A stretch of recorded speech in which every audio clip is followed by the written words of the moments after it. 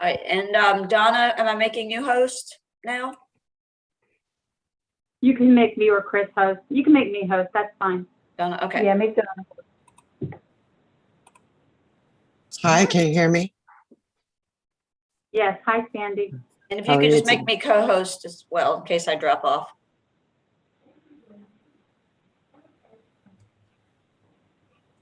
And Carmen is Done. continuing to close caption, Betsy. So if you tell us that you can see it on YouTube. Ooh. Oh, it's not coming up on mine. Let me see.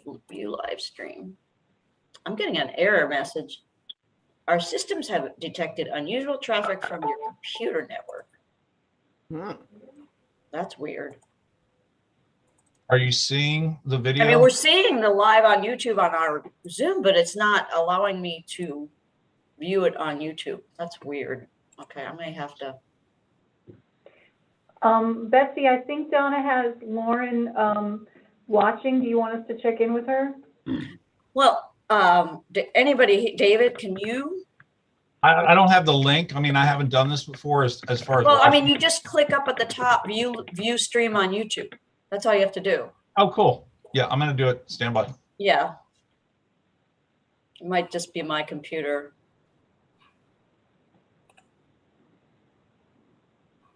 Hi, everyone. Good afternoon. Hi, Kara. How are you? Donna has Lauren Hi, Kara. watching. Do you want us to check in with her? Well, anybody, David, can you? I see it. I don't have the link. Okay. I mean, I haven't done this before as far as. Well, I mean, you just click up at the top, view stream on YouTube. That's all you have to do. All right, mute it.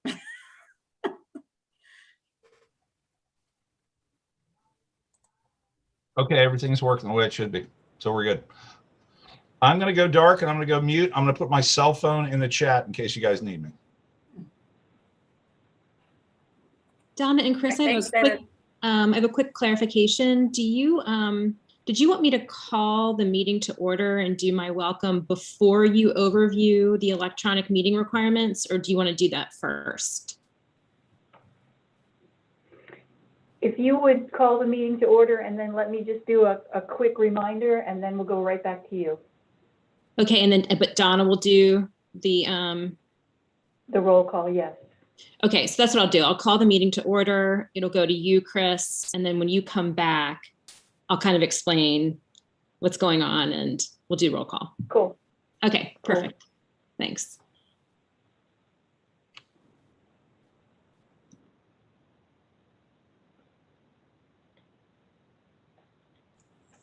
Hi, Kara.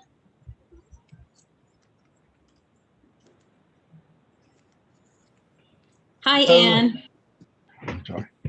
How are you? Has your life settled down some? Not really. I'll explain in a little bit. Hi, Nick.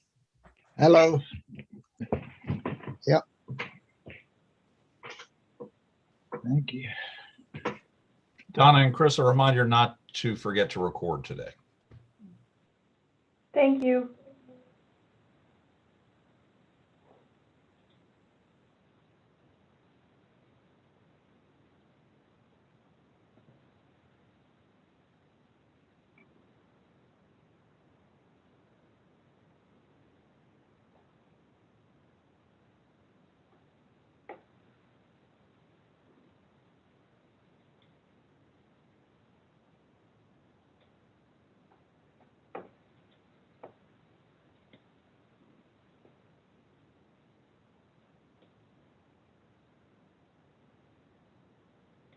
We do have a quorum present. Wonderful. Well, it is 1:00 p.m. and in my capacity as chair of the VBIC, I will go ahead and call the meeting to order. And I'm going to pass the mic over to Chris Miller, who will provide an overview of electronic meeting requirements. Thanks, Kara. Welcome, everyone. So glad you could join us. I know that we're all pros at this now, but I just wanted to remind you that when you're not speaking, please do mute your line so that we don't get feedback. We are live on YouTube, so remember that. We want everyone to be participating today. So when you want to speak, just go ahead and unmute your phone line. If you're not getting through, you can just put something in the chat and Donna and I will make sure that you're able to speak, but please don't use the chat to make comments or for votes or those kinds of things, because we do need it to be on the recorded record as part of the state's transparency. But thanks again for being here, and I'm going to send it back over to you, Madam Chair. Okay, welcome. Well, welcome everyone to the quarterly meeting of the Virginia Brain Injury Council. And I especially welcome our newest council members who will soon be introduced. To those who are listening in via YouTube Live, we are very grateful to you for your presence and your participation as well. My name is Meiksner, and I am the new chair of the council. I have been a member of the council for some time, and I came into this advocacy work as a caregiver to my sister who sustained a severe TBI in 2016. I'm also a psychologist working in rehabilitation research at JMU. But the reason I'm speaking for a bit here is that there is a more recent facet of my identity that I'd like to share because it will impact my ability to facilitate today's meeting. In early April, I sustained a severe concussion, and I have since been on medical leave, struggling with a variety of cognitive ailments. Focus and organization are especially difficult for me right now, so we've asked Vice Chair Mike Puglia to facilitate the meeting. Though my camera will be off and I won't be looking at the screen after this per doctor's orders, I will be here as a full participant and a listener the entire time. And I'm very grateful to be with this loving and supportive community. Please also know that I am available between meetings to connect around your needs, your concerns, and your advocacy ideas. The role of chair is not one that just happens 4 times a year. So I want to make sure that I am present to be here for all of you. And I hope to be in better health by our July meeting. So at this point, I'm going to turn it over to Donna, who will facilitate the roll call, and then to Mike, who will facilitate the meeting. Thank you.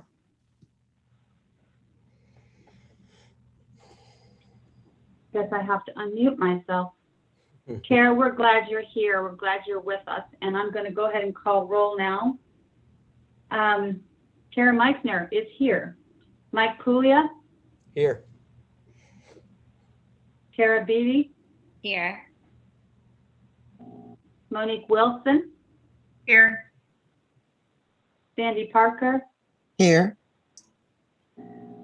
Gail Brunk? Here. Thank you. Elizabeth Horn? Here. Jean Hoyt? Here. Cynthia Jarmel? Here. Okay, thank you. Deborah Johnson? Here. Here. Amal Carmarker? Here. Thank you, Cindy. Amal, Ron Seal, I think I saw you. Here. Okay, Kevin Kojal?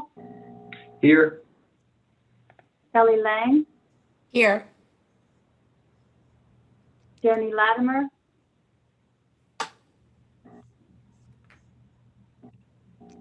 Erica Lawhorn should not be with us today. Ann McDonald? Here. Oh, here's Joni. Chris Miller? Here. Susan Moon? Here. Mark Murphy? Here. Victoria Newman? Here. John Reynolds? Here. Nick Rudisil? Here. Patrick Sandus? Here. Barbara Seymour? Maria Stronsky, Amber Walter, Here. George Worthington, Here. and Jason Young. Here. Okay. We do have a quorum present, so Mike Puglia as acting chair, the floor is yours. Thank you, Donna. Afternoon, everybody. Thanks for being here. And one of the exciting things, well, a lot of exciting things today on the agenda and in the meeting, but we've got new membership today. And so I wanted to give a warm welcome to all of our new membership, all the members of the committee, and give you guys an opportunity to just introduce yourselves to everyone, kind of say your name and the role that you'll be filling, and kind of where you come from and why this is important. And don't all speak up at once.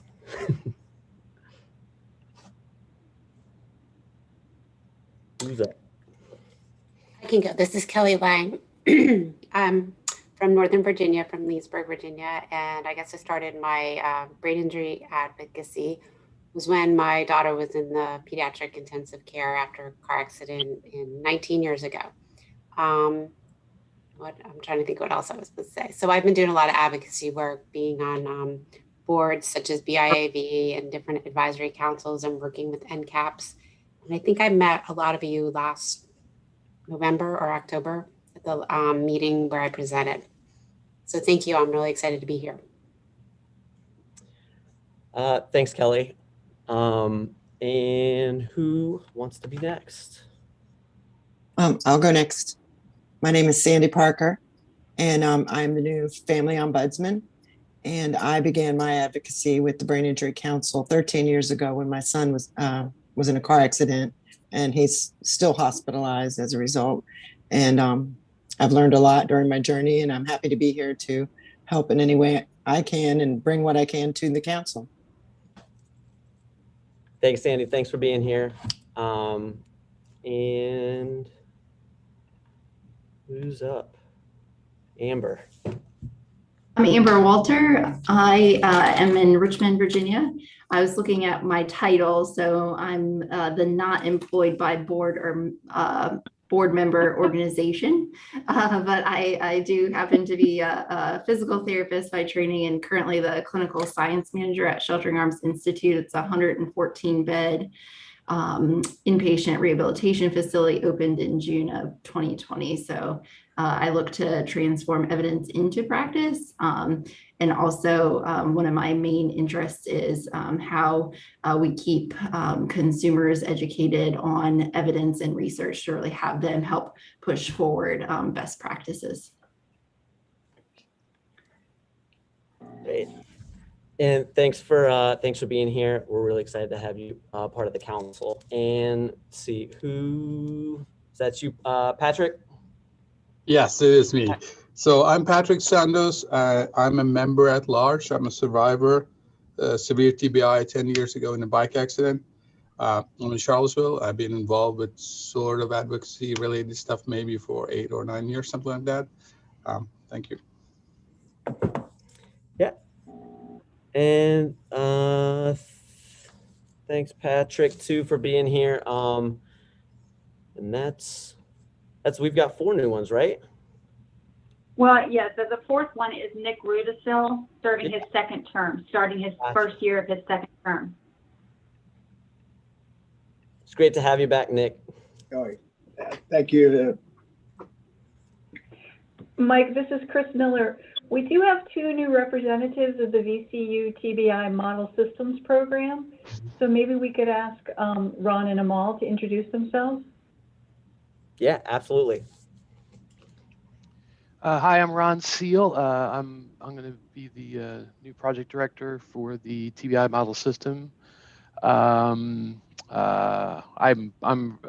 got my training and PhD at VCU.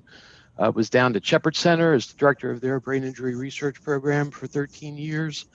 I've done work on all ends of the severity continuum, both from disorders of consciousness down to concussion, and just looking to help the council any way I can. But personal research interests are in the areas of decision making, both for clinicians and patients and families, and sort of the home and community-based treatment, long-term supports and services ends of things.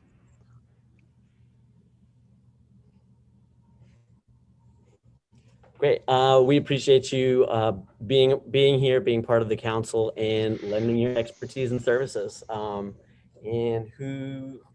missed the second name. I'll let you introduce yourself. Sorry.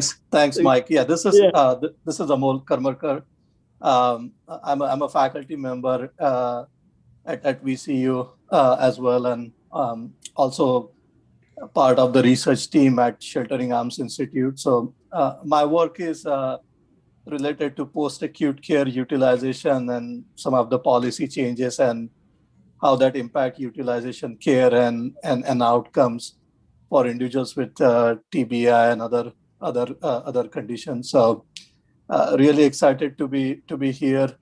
I think the ultimate goal of research should be translate findings to community, consumer, advocacy groups. So I think that's the role I want to play as part of the council. So thanks.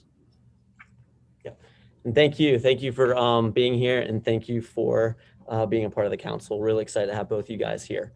And so next thing I wanted to, you've met Kara, you've met me. I'm your vice chair, Mike Puglia, and we'll go down the line. The rest of our officers, our executive council here on the Brain Injury Council. So secretary, we got.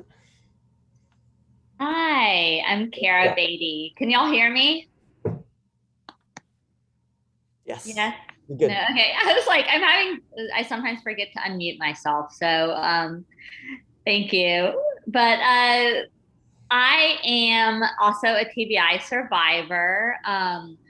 I sustained my TBI back in 2002. And so coming up on 19 years, it was moderate severe, but from that, I ended up learning what TBI meant, because I had no idea, and was down in Houston, had wonderful rehabilitation, and actually was so fond of the physician that worked with me that I decided that I also wanted to be a physician. And after many years of school and a whole lot of money, I ended up completing medical school and coming up to VCU to do my residency, and loved Richmond so much that I decided to stay here and open my own practice, where I am a psychiatrist, but also trained in brain injury medicine. So just like bridging that gap between TBI and psych that I think is sometimes seen. And I'm just happy to be here. So thank you. Thanks, Kara. Who's up next? Who we got? Jason? Monique has rotated into immediate past chair. And Sandy Parker is the new family ombudsman. Does that mean you want one of us to say hi? Yeah, okay. I'm Monique Wilson. I'm the immediate past chair. So I am a neuropsychologist. I work at Western State Hospital, and also affiliated with UVA. I don't do any clinical work there though. And so, I mean, just by nature of my profession, I'm interested in brain injury. So that's kind of what brought me to this council. And I think that's kind of all there is about me. Oh, actually, a surprise I don't think anyone knows, but there's a whole new baby in here. Hey. So, So we will have another little junior council member. So that also means I'll be eating throughout this because I've reached that part of my pregnancy where I'm just eating all the time. But that's all there is to me. So hi. Well, congratulations. This is Sandy Parker speaking again. I know I spoke a moment ago, but I am a medical transcriptionist at Riverside Health Systems in Newport News, Virginia. And more importantly, as I said before, I'm a mom. And my son has a TBI and has been hospitalized for 13 years. And that's about all that I have right now. Thanks, Sandy, and thanks, Monique.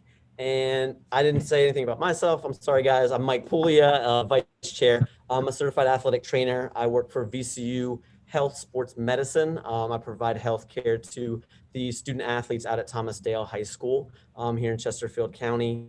And unfortunately, mild traumatic brain injury is something that we deal with on a daily basis. And we see a lot of in my setting and in my profession. We're treating them all too often.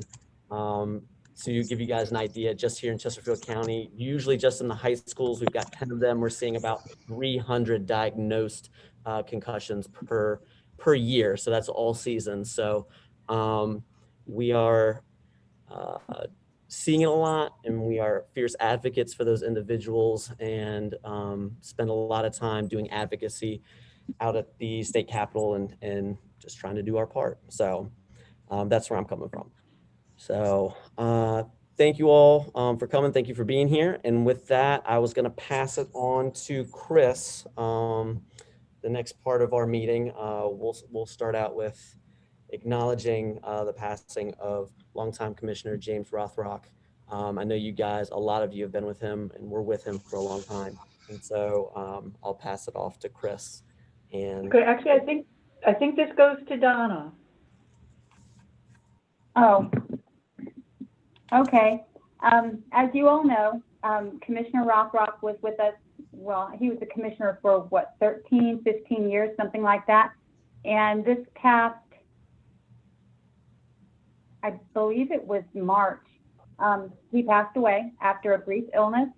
And we just wanted to acknowledge the role that he played with council and the support that he gave council throughout the years. I put up some pictures from our last couple of brain injury report out days with Senator Creed Deeds and Delegate Peace, Chris Peace, a couple of our speakers and task officers that have been with us. I know that many of you knew him very well, and we didn't want to let this moment go by without giving you all a chance to say a few words if you wanted to do that. So we just wanted to take a few minutes. If any of you would like to say a few words, you're welcome to. That would be great. Just unmute yourselves, and we'd love to hear from you.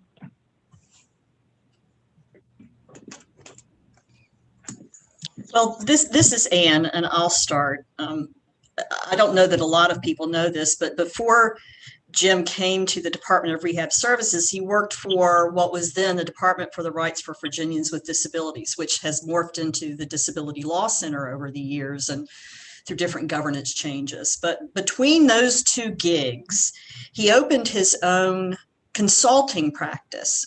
And at the time, Harry Weinstock was the executive director of the Brain Injury Association of Virginia, and he was also a Robert Wood Johnson's fellow. And if any of you have ever had any luck or knowledge of Robert Wood Johnson's, those fellows get a lot of money to do a lot of really cool things. And so this would have been back in the early 2000s before we ever got into the legislative game. And BIAV hired Jim Rothrock to teach us how to be advocates.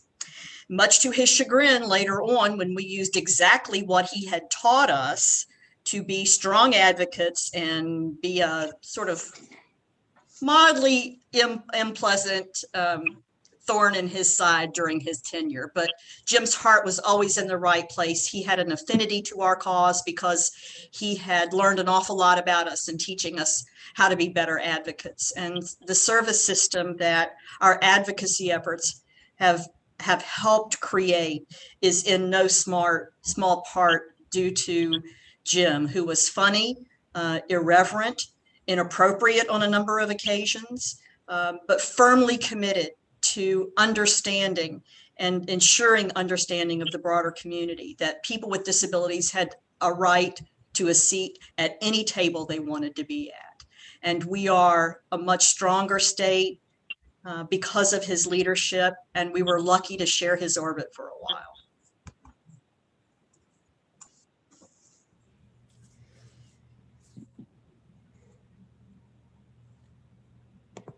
Thanks, Ann.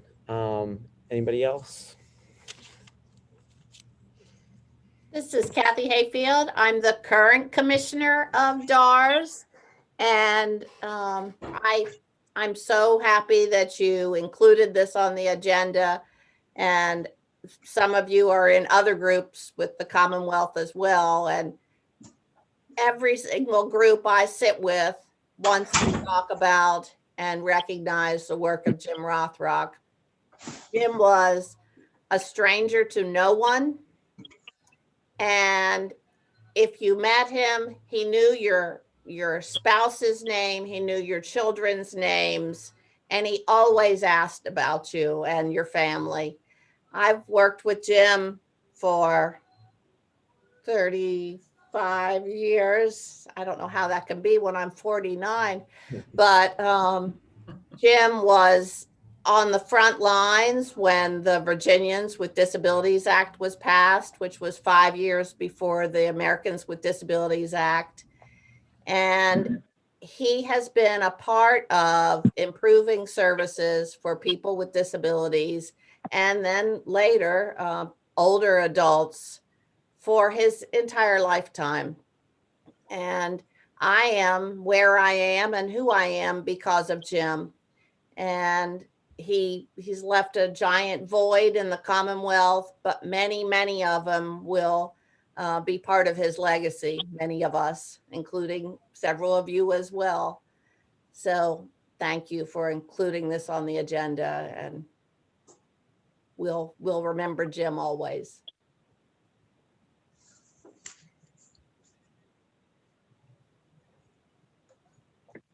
That's beautiful. Thank Anyone you, else? Mr. Hayfield.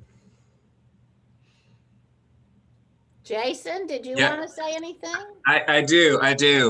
Thank you, Kathy. So I'm going to tell a story about Jim that hopefully will make everyone laugh. But just to, what Kathy said and Ann said, Jim to me was just such a fantastic leader. And he was a leader in good times and he was a leader in bad times. And that always resonated with me. It's not always good times. Like, we're going to talk today a little bit about the new funding that's coming in for brain injury. That's a great advancement. But when Jim was commissioner, there were many times when he had to cut our funding. And I always commented, even if he was delivering bad news to you, he kind of left the room with a smile on your face. And you're like, wait a second, he just told me something bad and I'm still smiling. And that was Jim, and that was his personality. And it really, if you had to deliver some bad news, or it was a bad time, or we're going through some challenging times, Jim was always looking forward, always forward looking, always looking for the next step to, get out of whatever we might be in at the present time.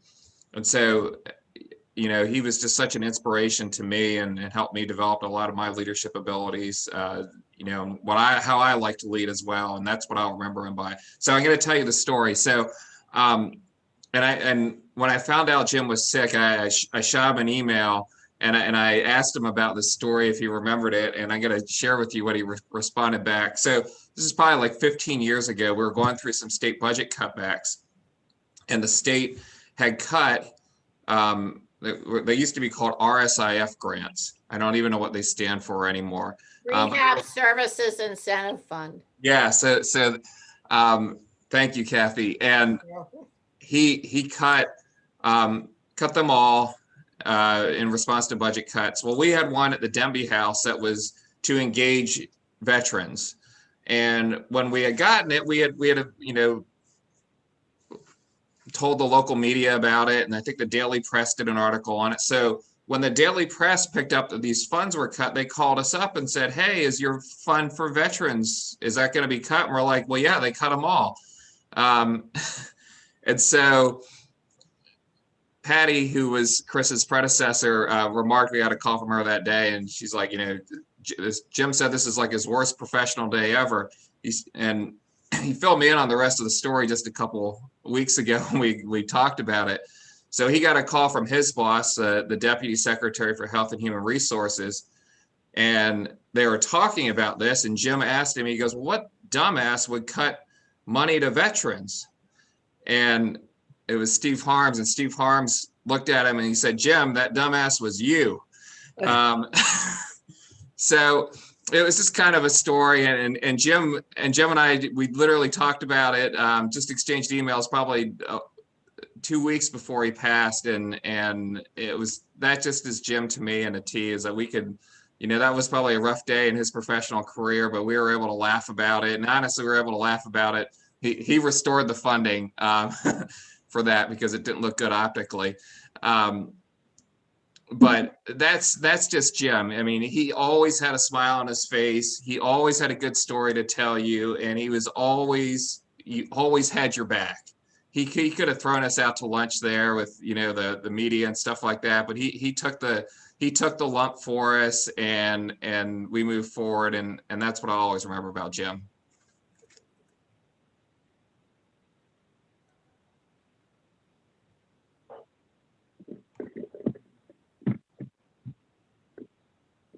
Anyone else?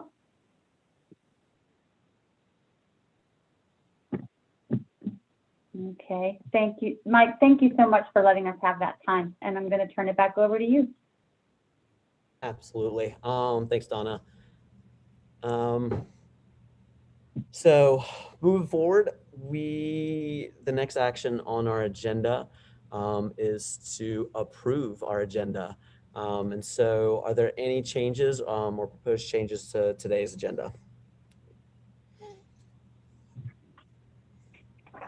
Okay. Without seeing any, can I get a motion to approve the agenda for today? Motion to approve. Monique Wilson, sorry. Mike, can we hold tight? Yes. If we don't need a motion, if there are no changes, Oh, yeah. you can just by consensus. So we're adopting by consensus since there's no changes to today's agenda. Thanks, Chris. And let's go. We've got the review of last meeting's minutes. And so are there any changes that need to be proposed for from the last meeting?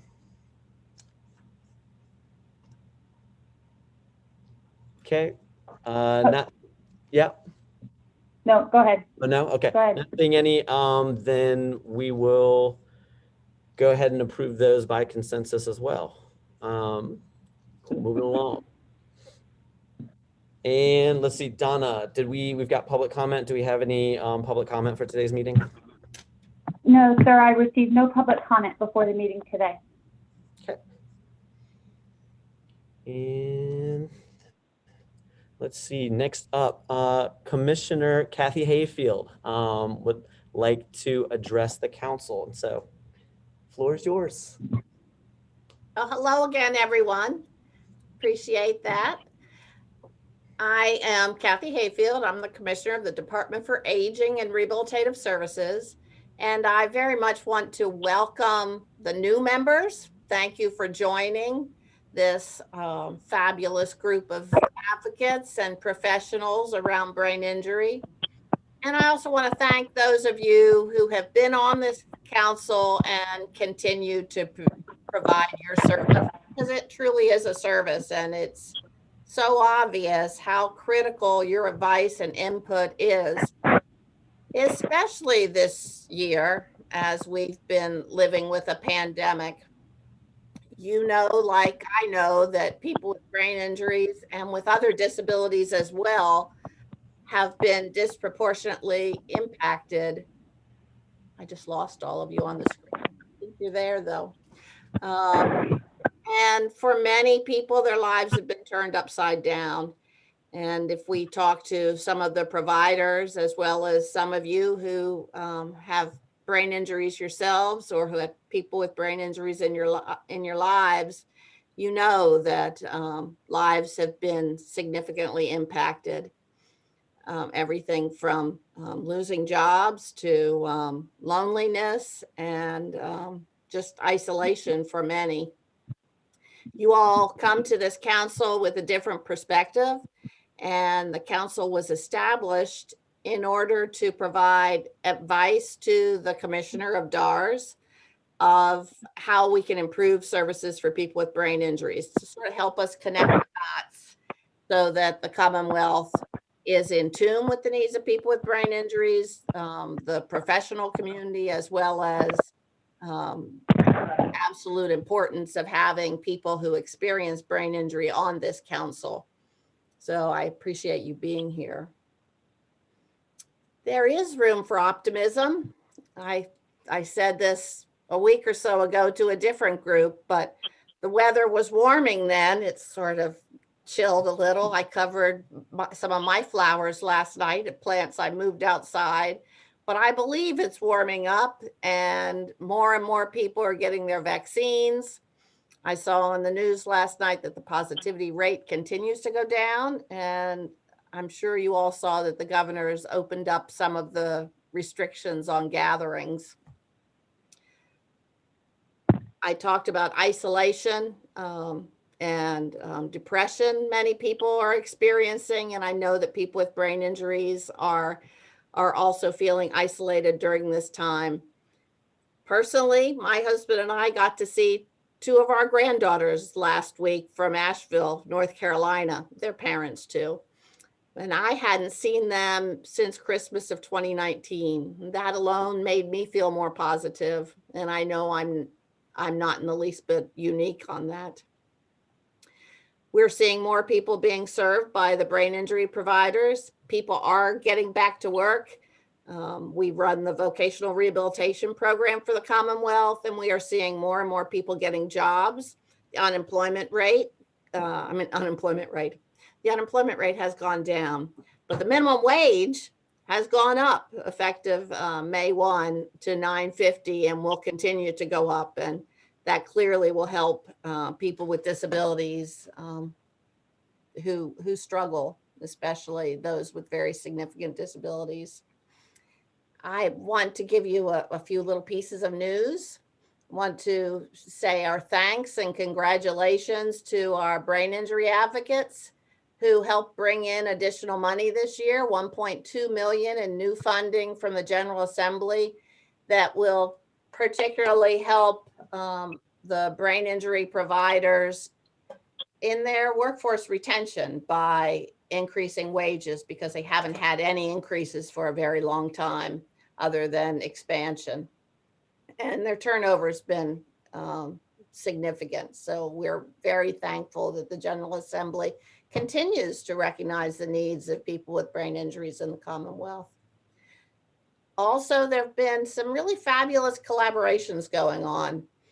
Last month, over 100 people from our vocational rehabilitation program, counselors, managers, as well as individuals who work in the brain injury organizations across the state, met to talk about improving their collaborations of serving people with brain injuries in the employment effort. And that it wasn't an easy thing to put together. So I really am thankful for that effort and want to acknowledge Jason and Ann both for their work in that. I guess they continue to be a dynamic duo, because also this week, Jason Young and Ann McDonnell, who you both know are on the council, they provided training to community services boards in the Richmond area, and over 100 people attended that training as well, so that people at community services boards have a better understanding of brain injury.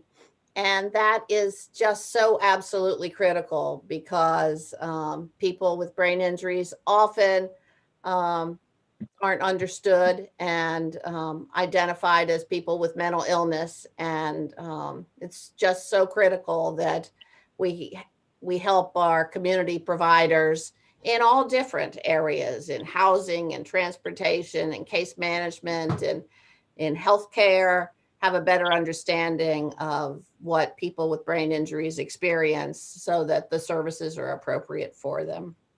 So thank you for that good work. Patrick Sandus, who is a new council member. You could wave, Patrick.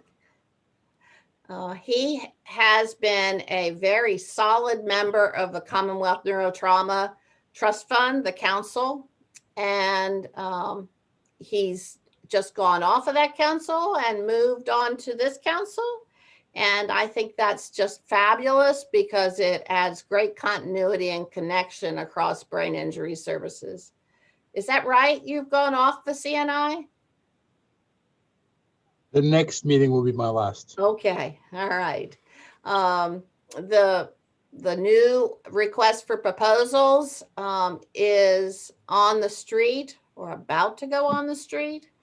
And the focus of that request for proposals is to look at health equity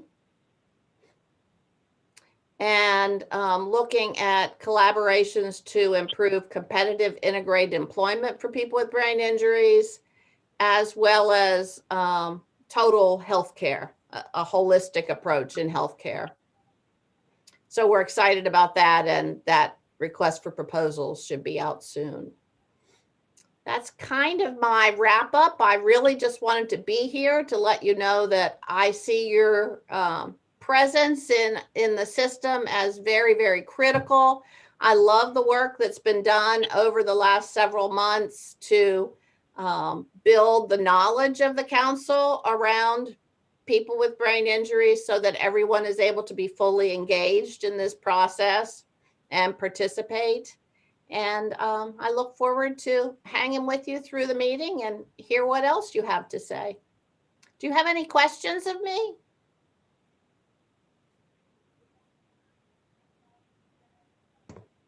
Commissioner Hayfield, I just wanted to comment. Thank you for acknowledging a couple of things that we've been doing. But just the collaborative relationship we have with DARS, Chris has been active in both of those larger presentations that you mentioned, and we worked with her and her team in setting it up and everything. So it's definitely, it's a collaborative effort. And I actually mentioned when we were meeting with the CSB folks yesterday, just how much we value our good collaborative working relationship we have with DARS. Well, thank you, Mike. I appreciate that. Okay, thank you all. And oh, Commissioner, I'm not going to take credit for that. That was Jason Young saying all those amazing things. And I just want to say too, to Jason and Ann, like, you guys are doing incredible work, and Chris and everyone on this council and who's an advocate. It's really difficult to do any type of work in this pandemic, but to stay passionate and keep going is I don't even know the word for it. More than admirable. So thank you all for doing that work. And with that, we are going to take a 10-minute break now, guys, so we can get ready for the second block of our meeting. So it's 1:40 right now. We'll all come back and at 1:50. Thank you all.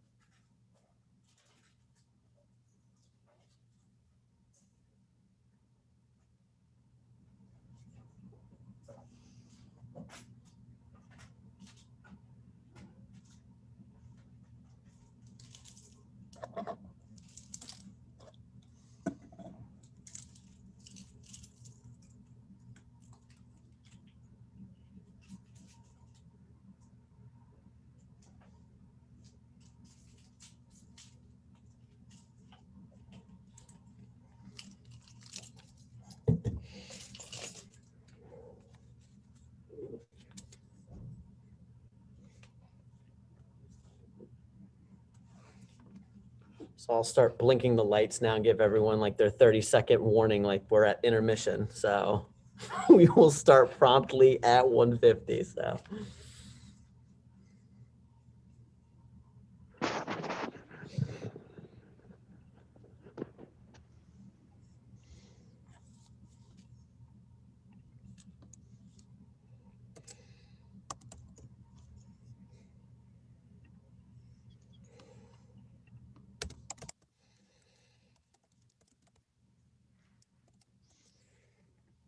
All right, everyone. We will get started with the second part of our meeting here. So let me give me 1 second, pull up the agenda. All right, so we've got Chris is going to turn it over to you, appoint a Funds Dissemination Committee. My pleasure. So hi, this is Chris Miller, everyone. And the next step on the agenda, as Mike just said, is the appointment of a Funds Dissemination Committee. Right now, for the bylaws and DAR's process, whenever the General Assembly approves new funding for brain injury services, the council is asked to make their recommendations to Commissioner Hayfield about how those funds are used within the scope that the General Assembly appropriated them. So that is about what we're going to do today, and then that committee will meet over the next few weeks and look at the recommendations that have been made and make their recommendation back to the council, who will then send the recommendation ultimately to the commissioner.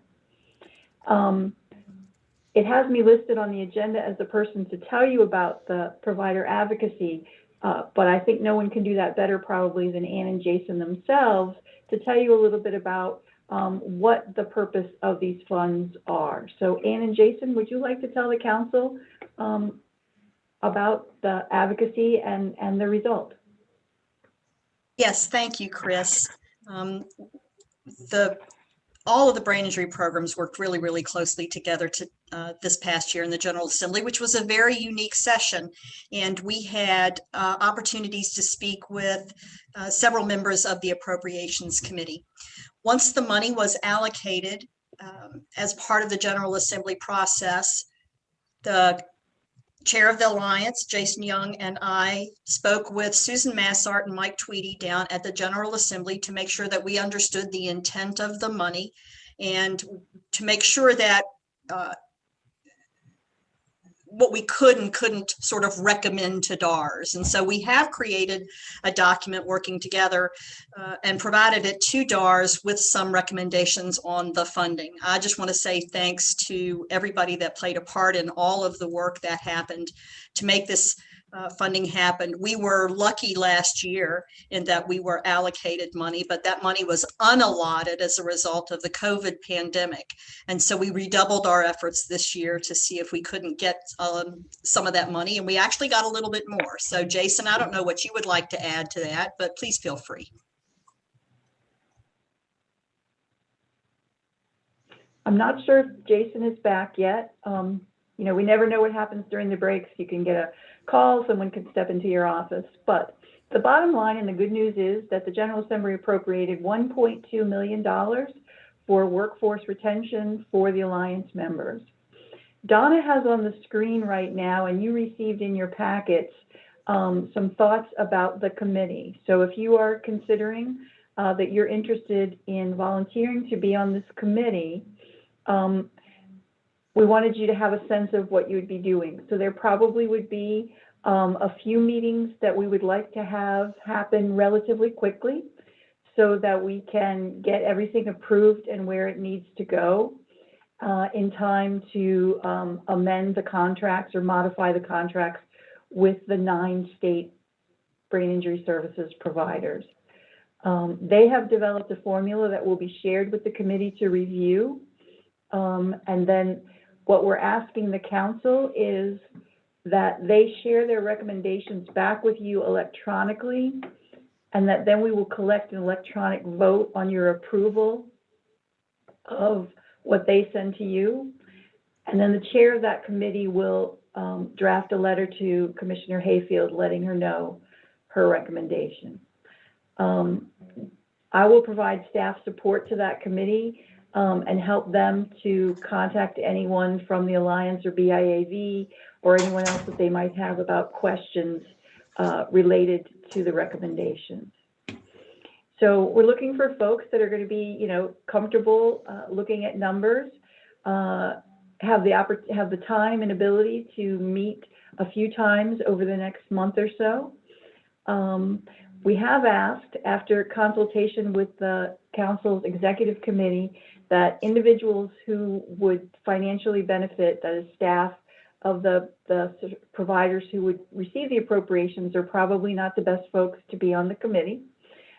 If you have or have been a board member or a consumer of one of the services that will benefit from this appropriation, then we ask you to just consider, can you be neutral in reviewing the proposal? So with that said, I'm going to turn things back over to Mike, and if there's anyone here who would like to indicate their interest in being on this committee to him, please do so. And after that, Mike has the authority as the vice chair of the committee to make appointments. And following that, Donna and I will work with that committee on scheduling the next meeting, their first meeting. You okay with that, Mike? Yeah, I am completely fine with that. And so are we looking, Chris, for 3 to 5 members? Thank you, Mike. Yeah, 3 to 5 members would be a good size, and 1 member should be a survivor. Okay, thank you, Chris. Patrick, in the messages, Patrick, thank you, wants to be a part of that committee. So I've got you. And I'm trying to scroll through, so I'm also looking at the, okay, there we go. Kelly Lang, thank you. And folks, one of the things I'm going to ask you to do, if you don't mind, unmute and go ahead and tell Mike if you're interested. We've noted Kelly and Patrick already, but if you are interested, please unmute and go ahead and indicate that.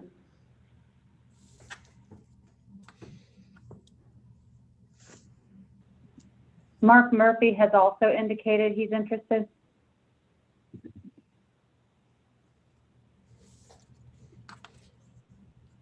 Let's see, so we've got 3. And are we fulfilling the survivor part? Yes. Okay. Yes, we are. Yes. Yes, we are. Thank you, Pat. Thank you, Mike. So yeah, and I'm just gonna throw this out here. I know it's a new committee. There's a lot of responsibility with it. And so I know we have 3, but I think it would be great if we maybe had 5. Mike? Yes. This is Gail Brunk. I am willing, but I want to disclose, while I have no financial gain, I do have a positive relationship with and I'm blanking on their current name, but the provider in the Harrisonburg area, in that I help their students with disabilities with the IEP process on a consultation. So if that puts me in too much of a conflict, I'm fine with that, but I want to disclose that that's the only connection I really have. So Gail, calls this up is to you Chris. all. Gail, this is Chris. Do you feel you could be neutral in reviewing the proposal? Yes, sorry, that was not a hesitation. That was me trying to find my mute button. Sorry. No, I believe I can be very neutral. Great, thank you. Awesome. Thank you, Gail, and thank you for your honesty and bringing all that forward. Appreciate that. And one more, because we can't have 4.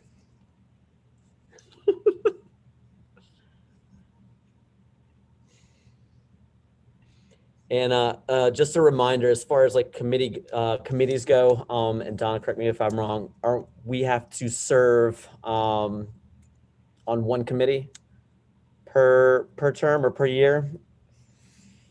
The bylaws aren't really specific about that. They just say that everyone is asked to serve on one committee. Okay. It's not specific whether it's per year or per term. Gotcha. And that's a rock star group we have so far. So who wants to join? I was going to say, Mike, it's Gail. I can take my name off and get you back to an odd number. Well,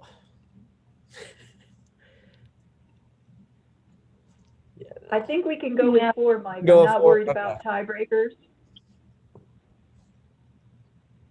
do we do a coin flip if we have to do a tie break?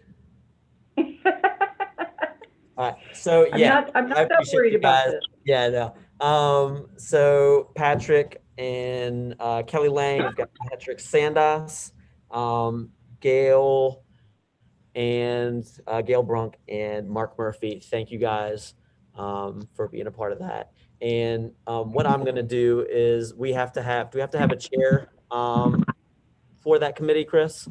And so Yes. I think that it's, unless somebody wants to step up and say that they want to chair that committee, I guess you guys could meet and elect who you guys want to have as chair in that group. So, and especially being a new committee as well, I think that may be okay and appropriate. So we'll do that. So thank you guys. Sure, Mike, it's Gail. I have one more question. Yes. Could someone resend out the priorities to the committee members? Gail, we will send you, we will send each of you a whole packet of information. And it will also include the recommendations from BIAV and the Alliance that for you to review. And it will include the priority. Excellent, I mean, thanks. Yeah. Okay. So that's it for that. So are we moving down the line here? We've got we've elected that, and then we've got the priorities letter committee as the next part of the meeting. And Chris, it's you again. Okay, thank you, Mike. And Donna is again putting up on the screen information about the priorities committee. For those of you that have been members before, you're familiar with this. For new members, every year the council appoints a committee to meet and discuss the priorities that the council would like to forward to Commissioner Hayfield for DARS to keep active in the coming year. So this is a very important, this is a very important committee for the council. And so membership on this does have some time limits because of the way the bylaws are written right now. So anyone considering being on this committee should be willing to have several meetings between now and excuse me, the July council meeting. So there can be a fair amount of work to do. And one of the biggest things I think with this committee is there's so much and so many opportunities, and trying to kind of distill things down to what the council really wants to say to the commissioner are just a few priorities for the coming year. This committee will be provided with materials based on what DARS is doing in its federal grant, what's going on in the state plan. This committee can, and in the past has chosen to reach out through a variety of different ways to obtain information to help them to make this decision.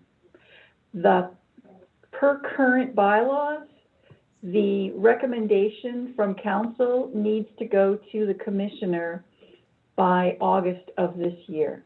So that's why this committee has a fair amount of work to do between now and July. At July, the council will review their priorities, and then the letter will be drafted by the chair of this committee. Before we open things up to see who might be interested, what questions can we answer for you about the priorities committee? Chris, can I make just a small addition to that in terms of the deadline? One of the reasons that we ask that this letter go back, or the commissioner has asked for this letter to be back to her by August, is that it helps determine the budget package and priorities for DARS in the upcoming session. And those things really get rolling in the August and September timeframe. So we need to make sure that we get our feedback to her in a very timely manner for that reason. Thanks, Anne. And that's going to lead to something we're going to talk about after this committee is appointed to do the work for this year, because we would like to look at changing that timeline for the next year. Other questions? Hi, this is Amber Walter. More of a general question. Sorry, I was looking back on my notes to see if I could find anything. Is it the two committees for the council, or are there additional? Good question. Additional committees of the council, there can be a bylaws committee that annually looks at the bylaws. There will be a committee that will do that will solicit nominations for both new council members as well as a slate of officers to be elected. And I will mention that as part of the next federal grant, I will be looking to convene an ad hoc committee that will be primarily survivor and family caregiver driven to look at the membership and structure of the council in light of some recommendations from the Administration on Community Living, which provides our federal funding. So those are some of the other committee opportunities. Thank you.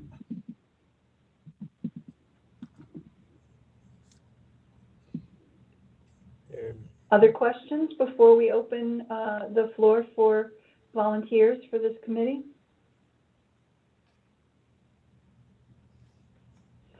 All right, Mike, take it away. Okay.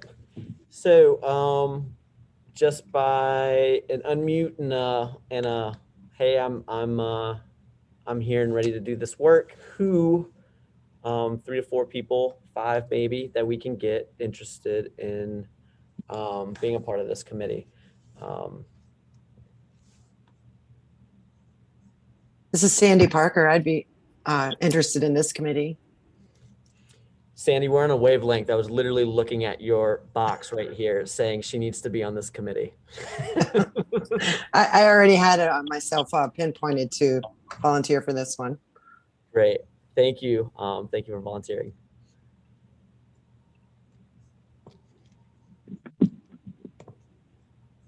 Anybody? Who we got? Hi, this is Cindy Jarmel. I'd be willing to work on this committee. Cindy, thank you so much.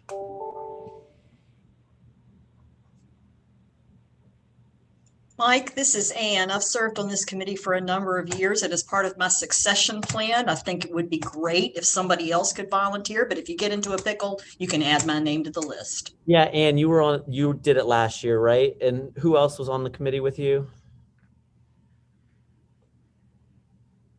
This is Kara Beatty. I was on it. It was a great committee to be on. I was thinking about like passing the torch. So I'm like, I want everyone to experience how cool it was to be part of the priorities committee. But I believe Monique was on it as well.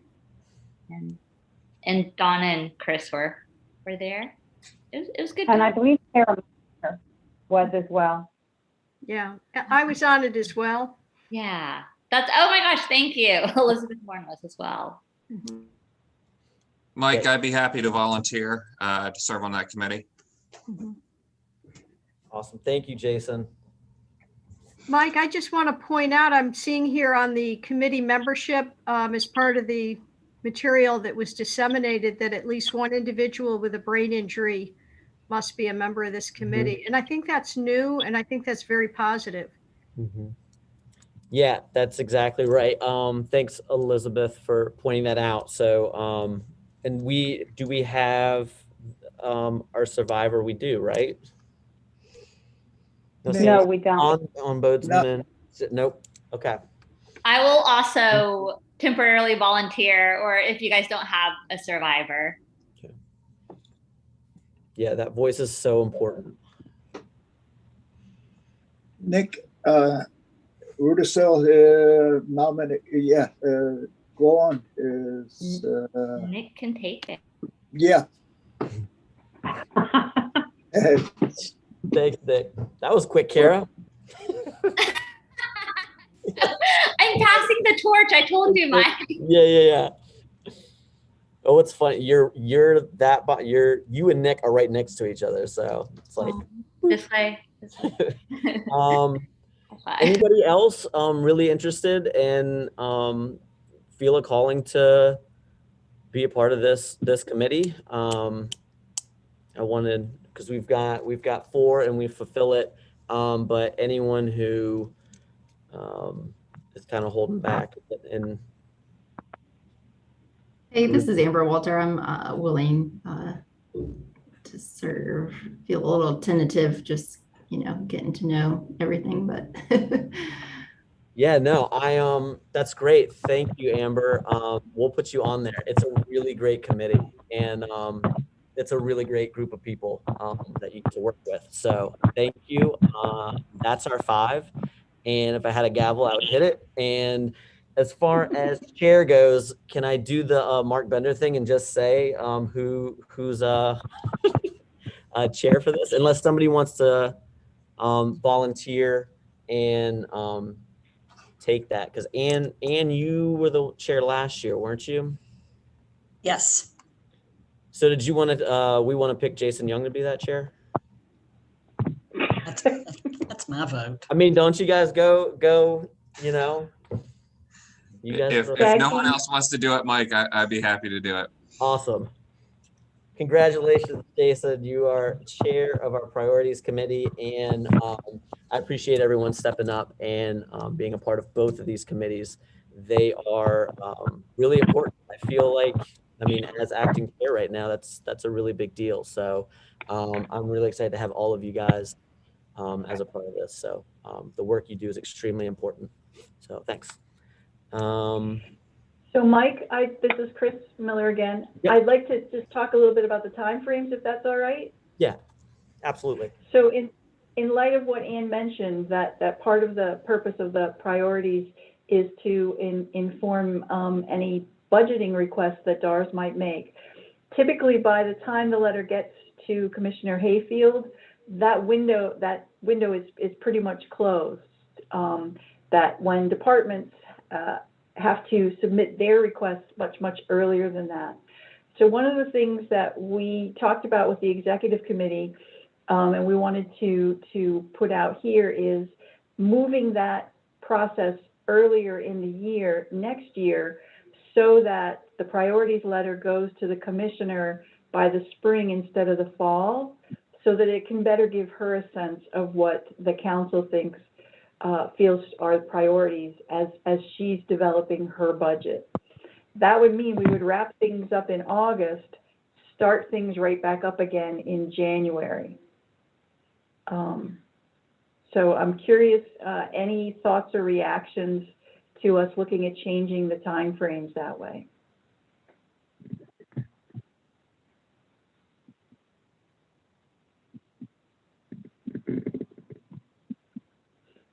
Anyone feel strongly against making such a change? This is Kathy, the commissioner.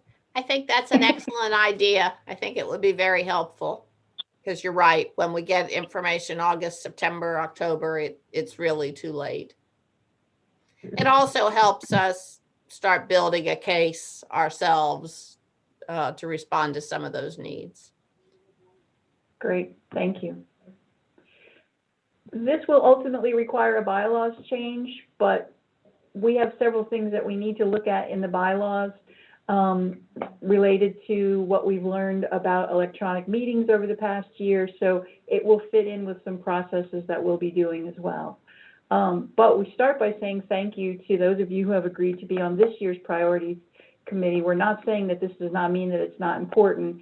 In fact, this priorities letter will probably inform the next one, since they'll be coming relatively close together. So no pressure on you, Jason. You got to make it work for 2 cycles, okay? We know you're up to it, man. Sounds Chris, good. I think we can do it. Can I ask a question as staff to this committee, just process-wise? So the Priorities Committee from 2000, I guess, just finished their letter last August after DARS had already submitted the budget priorities. So should this committee possibly review that one and then start and work on the one that's going to be due in May? I think that make well, this committee will, per our bylaws, go ahead and submit a letter to council that will go to Commissioner Hayfield in August. The next committee may look as to whether or not they want to just expand on that or build on that. And all of that will be a discussion for the committee to have when they meet. Thanks, Donna. Okay, thank you. Mike, I would also like to just ask, we just had a break. We're well ahead of schedule. Would it be all right with you if we move to the next agenda item and not go right back into break?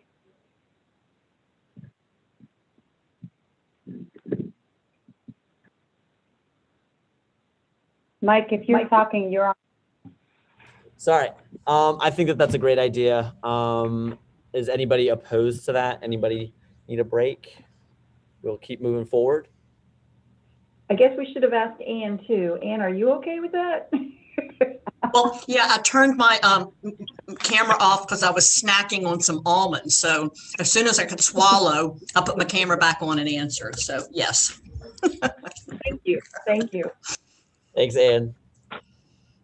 As you guys know, we've been talking about developing a state plan for brain injuries for some time. We've had a great committee who's had some great conversations. That committee has consisted of Victoria Newman, George Worthington, Dr. Meiksner, myself, Chris, and Donna. We, excuse me. Now my almond's giving me a fit.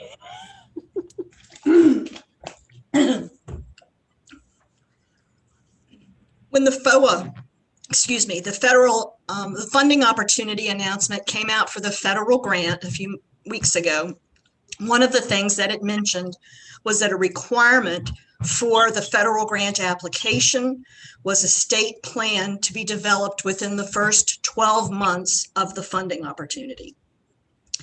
Given that that has been placed in high on the priority list for the federal grant, we sort of decided to put our activities on hold until we had an opportunity to talk through what that might look like and how the FOA or the grant application would respond to that requirement. So the Priorities Committee, or excuse me, not Priorities Committee, the State Plan Development Committee will continue to have some conversations with DARS as the grant application is provided, but we haven't met lately because we needed to find out sort of what we were thinking and where the grant application might go. So our plan is to develop a plan going forward as soon as Chris finishes writing the federal grant and lays out exactly what her vision for the state plan development is. Once that's done and once we hear about the federal grant outcome, then we will move forward with the development of the state plan. Chris, is there anything that you would like to add? Oh. Hey, Chris, you're doing the same thing I did. No, thank you, Ann. And I just want to say how much I appreciate the work that everyone on that committee has done. I know we keep saying that about every committee. We just have a lot of really great committees with good working members on it, but they've really thrown themselves into what is not an easy task. So I'm looking forward to us getting back into working on finalizing that plan. So thank you to all those committee members.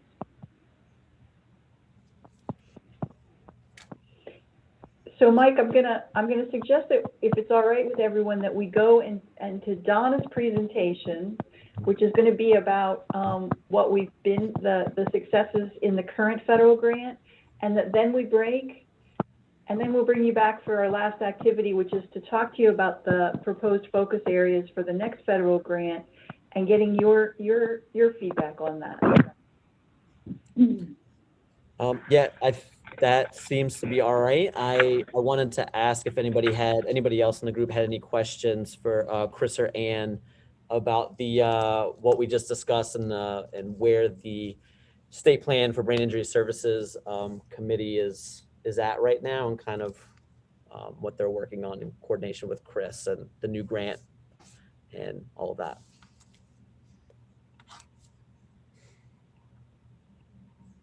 No. Okay. With any questions, Donna, are you ready to give our next part of this meeting? Well, I mean, I was going to use the break to prepare. I'm kidding. I'm ready. I just have to find it on my screen. Hold on. Okay. Okay, so just as a reminder for everybody, I work in the Brain Injury Services Coordination Unit at DARS, and my job is primarily to work on the federal grant that we have through Administration for Community Living. Our federal grant, this was a 3-year cycle that this grant went through, and it's going to be ending in at the end of May. May 31st, I believe, is the last day this grant is active.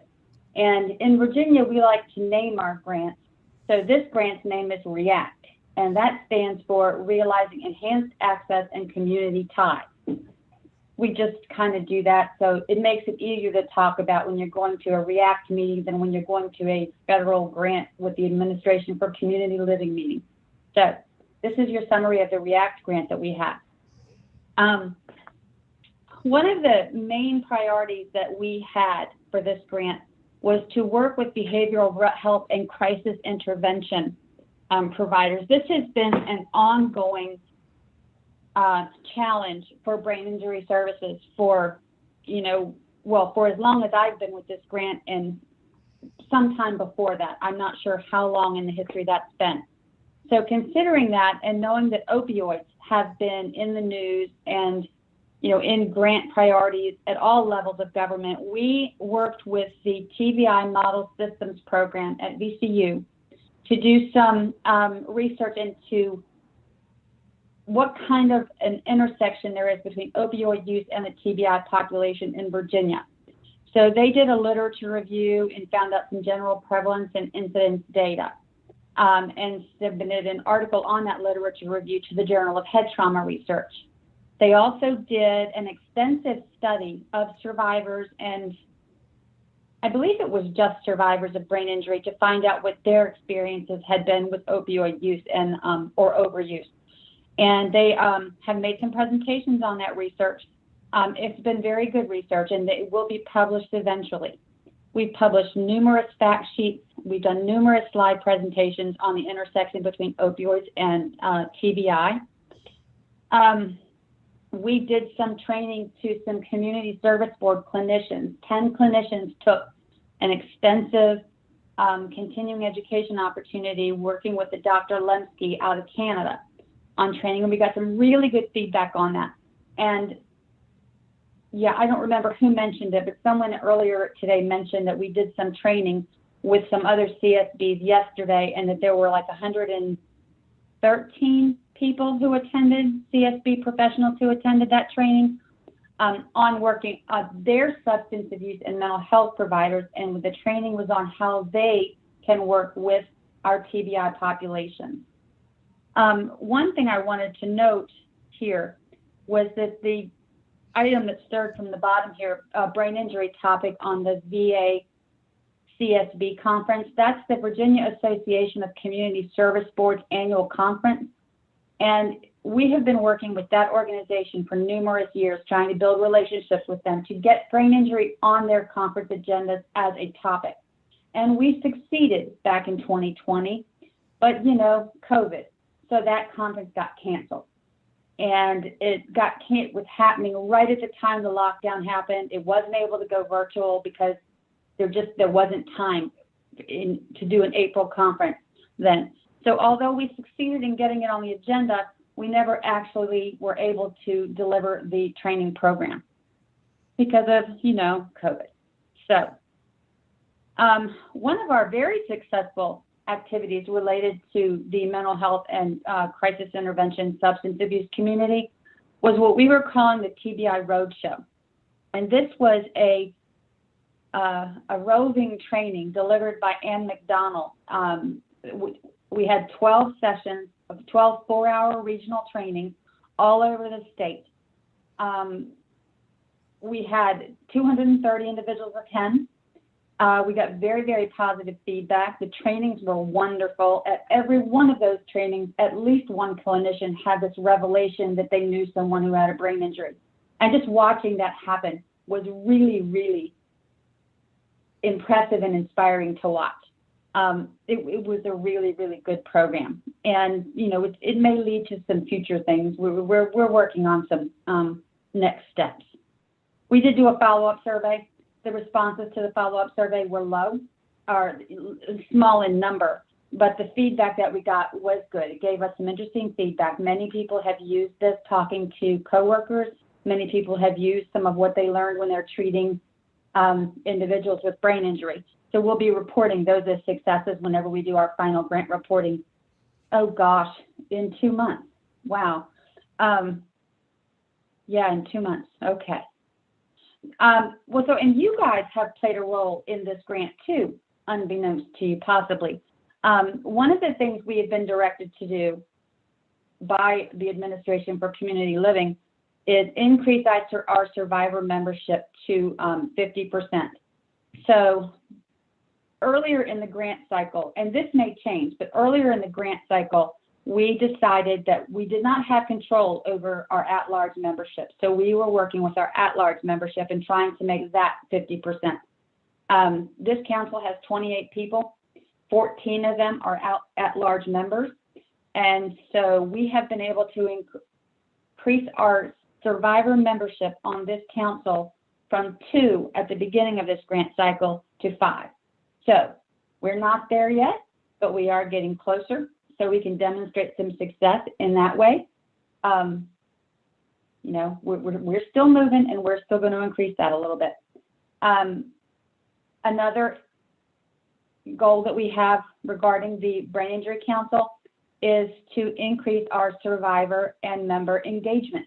And one of the activities we did to start that process involved you all, and it involved Kelly Lang, one of our new members.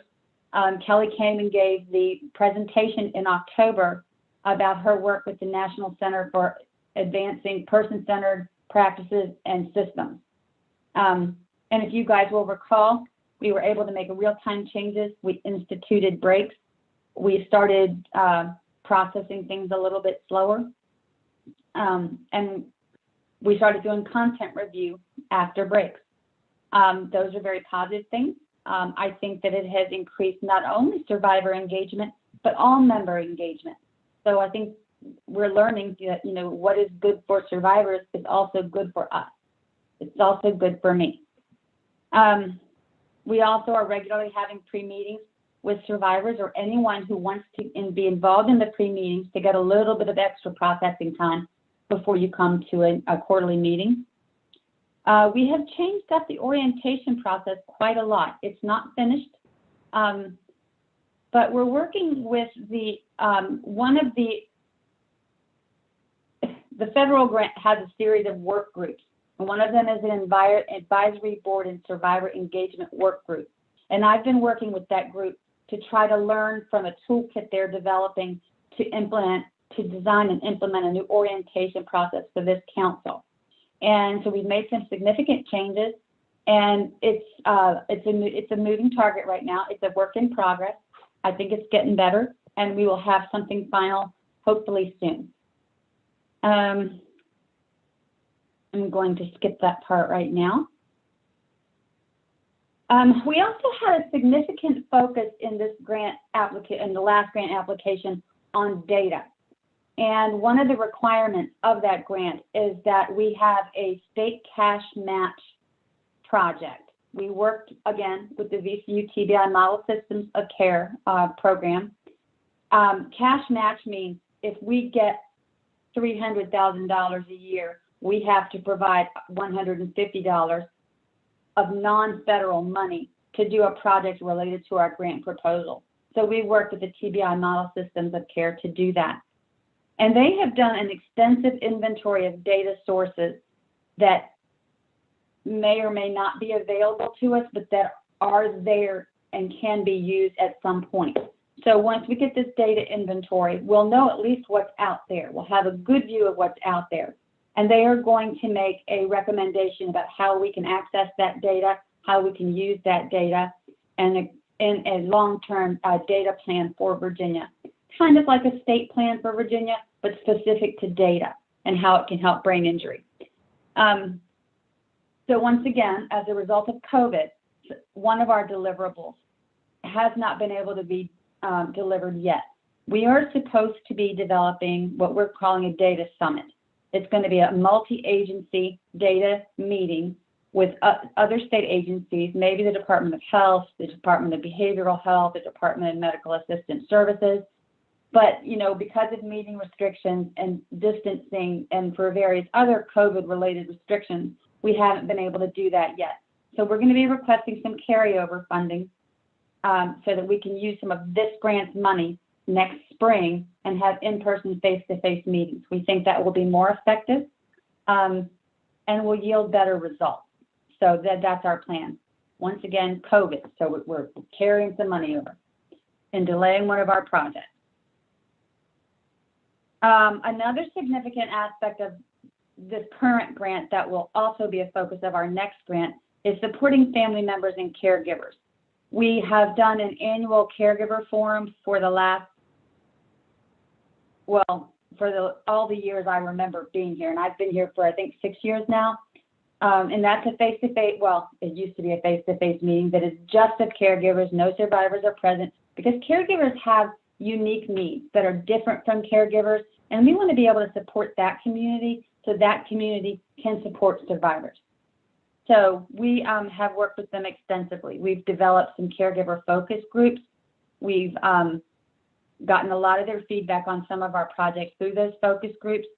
We have written a support group leader manual so that caregivers can have support when they're on the ground. One thing I think that was really important that we did also as a result of COVID was we developed a series of going virtual tip sheets. Because, you know, whenever lockdowns happened and groups couldn't meet face-to-face, support groups had to go virtual too. And support group leaders, you know, needed to have some skills development in technology, in how to facilitate a virtual work group, in how to just manage, you know, a group of people in the virtual environment. So I think it was really impressive that we were able to shift, we were able to flex in real time and go virtual tip sheets. We shared these with multiple states and they've been tailored to their needs. BIAV was the primary one that did that. I think that this was it showed that we were flexible and able to move with the times, meet people's needs. And the last thing that we focused on, the last thing that we focused on was workforce development. And I'm not going to go through each and every one of these things, but we did a series of trainings for in-state providers. We worked with vocational rehabilitation. We did annual conferences and we did data retreats and data-informed webinars for our statewide providers, our state-funded providers. But we also, as a part of this grant, are charged with working with our partner states, with other states around the country and with national organizations. And we did that. We worked with North Dakota to do a certified brain injury specialist, and we worked with Colorado and Massachusetts to develop some other tools that have gone, you know, multi-state. The multi-state relationships are a really important part of that grant. So a significant amount of time does go into that work. And that multi-state work includes the 2 work groups that we serve on, one of which is a one that's called opioids and mental health challenges, and one that's called using data to connect people to services. We've learned from both of those work groups a great deal, and some of what we learned is informing some of the moves, some of the projects that we have going forward in our next grant. And I think I've come to the end of it. I don't have any more slides left. So does anybody have any questions about that? I know I went through it fast because I'd like, you know, Chris wants feedback on her section, so I just wanted to give her enough time to do that. Does anybody have any questions? I'm happy to address them. One quick thing before Donna takes questions, I just want to say that when Donna says we need to include the Brain Injury Alliance of Virginia in there. They were a primary partner in this grant. So especially much when you talk about all those cool tip sheets, the training, the support group leader development, and support for the support group facilitators, that all came through BIAV and their skill and expertise. Yeah. Oh, go ahead. Who is that? Yeah, Elizabeth, just a quick question, Donna. I put this in the chat box, but which agencies are going to be part of the data summit?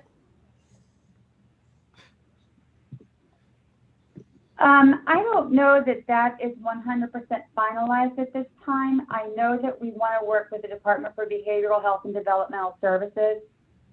Department of Medical Assistance Services is going to be critical in the Department of Health, I would imagine. Elizabeth, I'm sorry, Donna, this is Chris. No, the summit is still in development, and we are working on some steps to lead up to that. But certainly, key state agencies that overlap with brain injury are going to be who we're going to be looking at in that. But that it's still a year away, so we're still early in that development. Okay. Just a comment about data coming from the concussion world, in particular with schools. That as we move forward, it's something that I know John, we've talked about a lot, is the lack of data and mild traumatic brain injury, in particular, in young people too, who we work with. So, just getting my plug for. That's something that we've talked about, and I think Ann too, we've talked about that. So,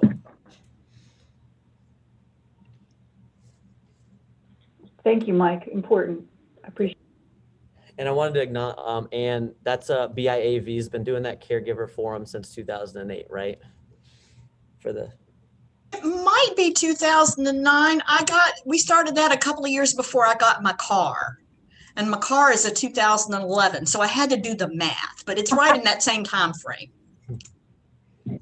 So for the new members that that don't know, it's BIAV, and they do amazing work for the whole of the holistic approach of the caregiver needs to be taken care of too. So you guys are great.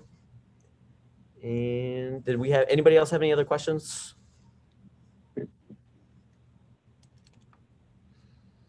Everyone's ready for a break. All right. Yeah, let's we'll go ahead and break 10 minutes or so, and then we will get into the last part of our meeting. Okay, so we'll go to 2:37, 2:47. I did that math fast. We'll see you guys at 2:47.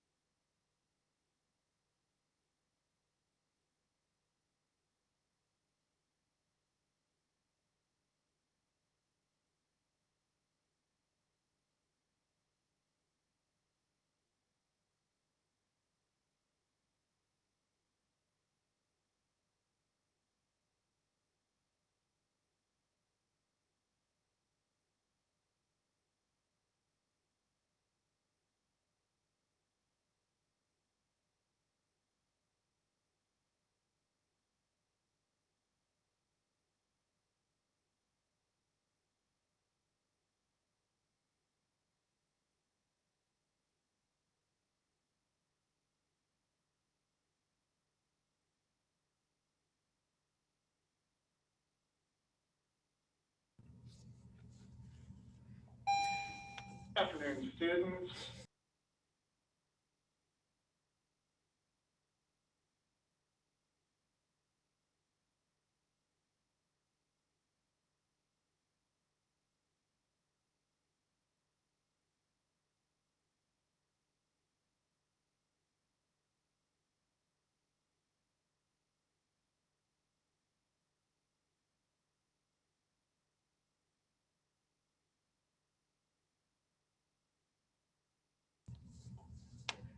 All right, everyone, it is 2:47 and a little bit, and we just had school dismissal. So we will carry on, then we can have our dismissal. And it was, so Chris, you are next up.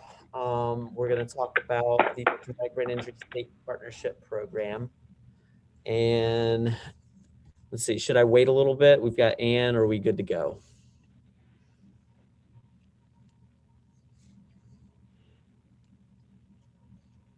Do you think we've got everybody back? Yeah, Donna, what do you think?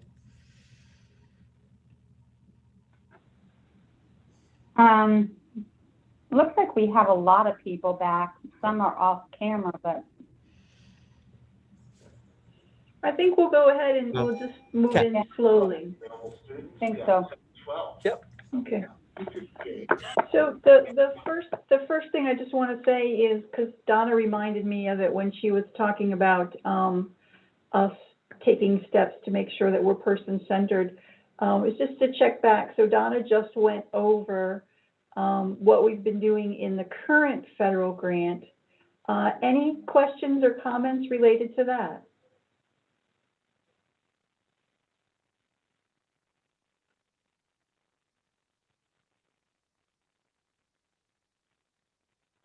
Okay, I'm going to take that as a no. We're good to move forward.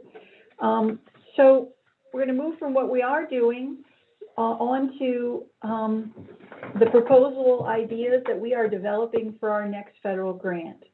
I believe it's since, and Ann or Donna can probably correct me if I'm wrong, it's since 1996 or 1998 that the federal government has been providing funds for states to increase their capacity around traumatic brain injury. And Virginia has been a recipient of those grants all but except 1 year. And I'm sure that was a year where they weren't giving out money or something. So Virginia has long been a recipient of these funds. These funds are used specifically to increase the capacity of the state and its providers to address the needs, to meet the needs of individuals living with traumatic brain injury and their families. So as such, it cannot be used for direct services. It is a different kind of grant. So Virginia uses the funds from the State General Assembly to be paid directly to the providers for direct services. And these funds are used for capacity building. The grant that's coming up, we're very excited about for a number of reasons. One, as Donna mentioned, it really does build on the work that's been being done in the last 3 years and even longer than that in Virginia. The grant will be for 5 years, which is kind of exciting because that gives you a lot of opportunity to build that capacity to make real systems change. And we plan to take advantage of every minute of that 5 year period. The maximum grant award that a state can get is $260,000, and they plan to give out at around 28 grants. We know that if you take the total amount that they have available and divide that by 28, it's really more like $200,000 if everyone was going to get equal money. But being Virginia and as confident as we are, our plan is to ask for the full $260,000 and see if we have to negotiate from there. But we do feel that we're going in with some strong ideas, and I'm looking forward to hearing your thoughts as we talk through them.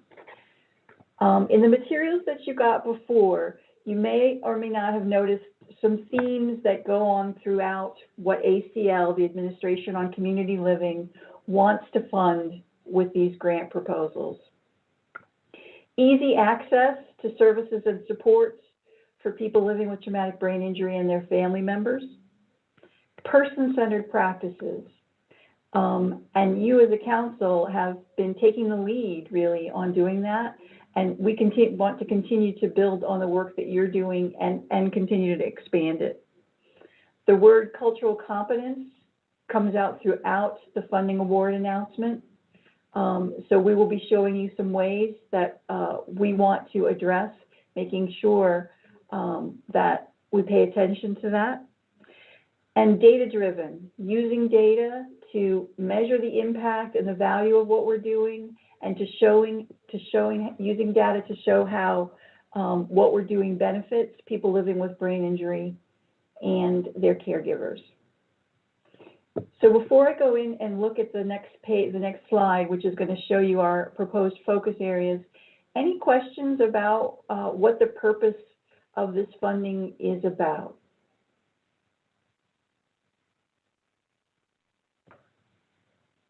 All right, Donna, you want to move us on to the next slide?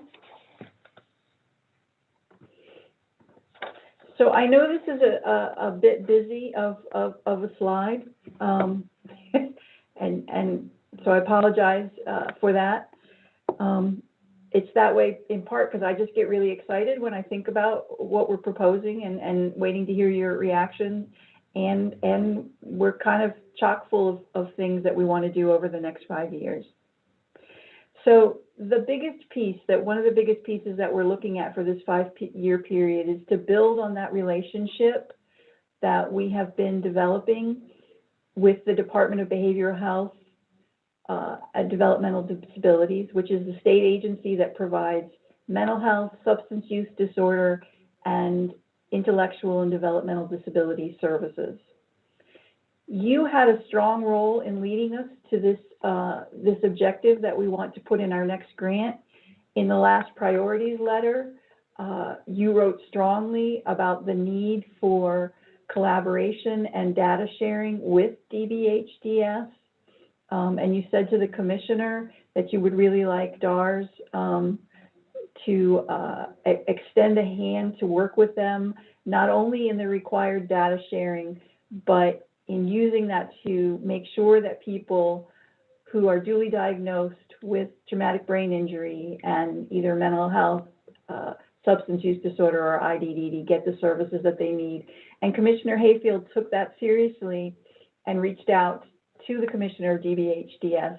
And the result was a committee that came together to look at how we might be able to use federal funds towards just that objective. And not just data for data's sake, but how we could look at really getting people the services that they need. The timing was opportune because the folks at DBHDS acknowledged to us that they were hearing on their end as well, that they're serving a lot of people with brain injury. We know that in one 6-month period, like the last 6 months of 2019, in the state hospitals, they had about 250 people with traumatic brain injury diagnoses. We know that the community services boards have not been able to comply with that request for data because they don't right now have a method for identifying or for screening people with behavioral health, with traumatic brain injury. So our biggest proposal in this grant will be to build on a relationship with DBHDS that will lead to, by the 5th year, screening for brain injury at intake and training and support for clinicians, case managers, and care coordinators within the DBHDS system so that they can modify their services or adapt their services, and to build a strong referral connection back and forth between DBHDS at the CSBs and our state brain injury providers. The committee that's been working with us on finalizing these objectives and starting to put together a budget from within all different levels of DBHDS has been very excited and has come to the table with a lot of the ideas about where we're going to. it has been, Marcia Dubois has been on that committee. Donna has been on that committee. Carolyn Turner, who's not on the call today, has been on that committee, and it's been a really positive experience. This is a place where we think that over 5 years, we could make a real difference in the lives of people with traumatic brain injury. So we're excited about where this will lead. It will involve our partners, the brain injury service providers, in building those connections. And you've heard earlier today the ways they already are reaching out and how impressed people are once they get those connections with the brain injury services providers.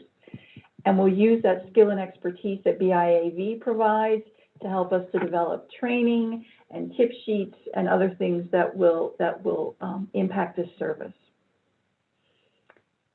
Any questions about what we're considering doing with DBHCS around the screening and the referral systems? Or any thoughts or comments?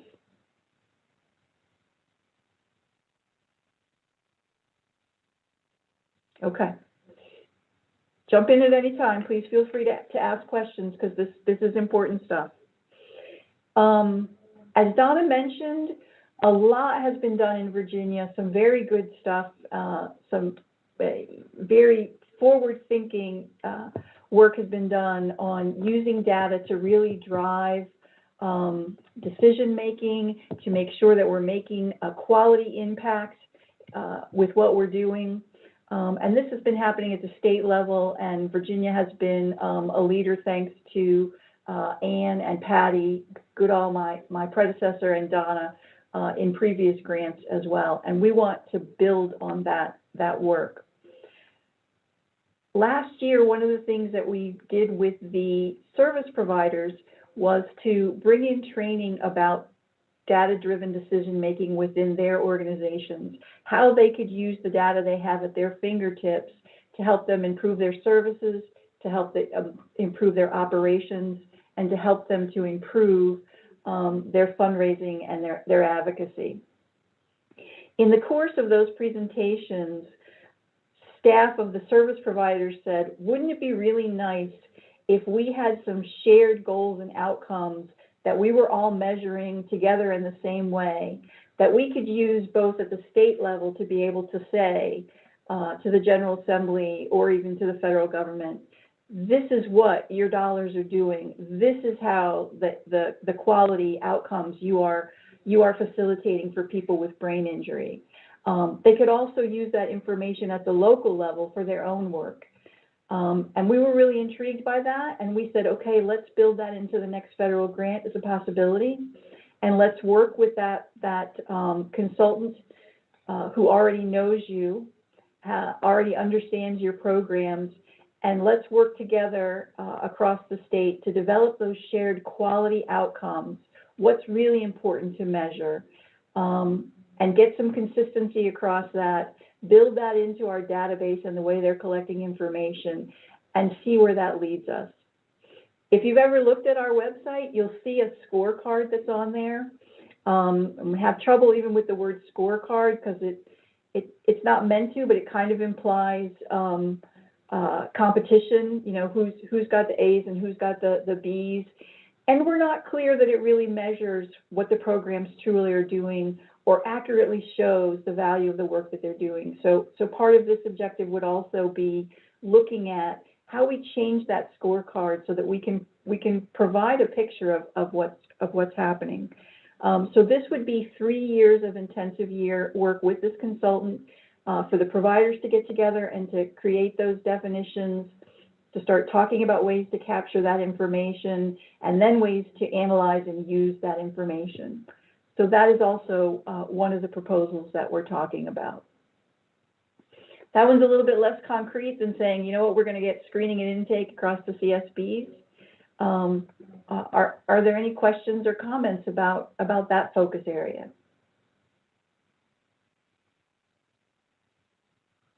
You're all being very nice and polite, and I appreciate that. But I'm going to move on to the next area then, and that is caregiver support. If we didn't already know it before this past year, the past year has shown us how important caregiver support is. Every one of our on-the-ground service providers have seen the increase in caregiver support.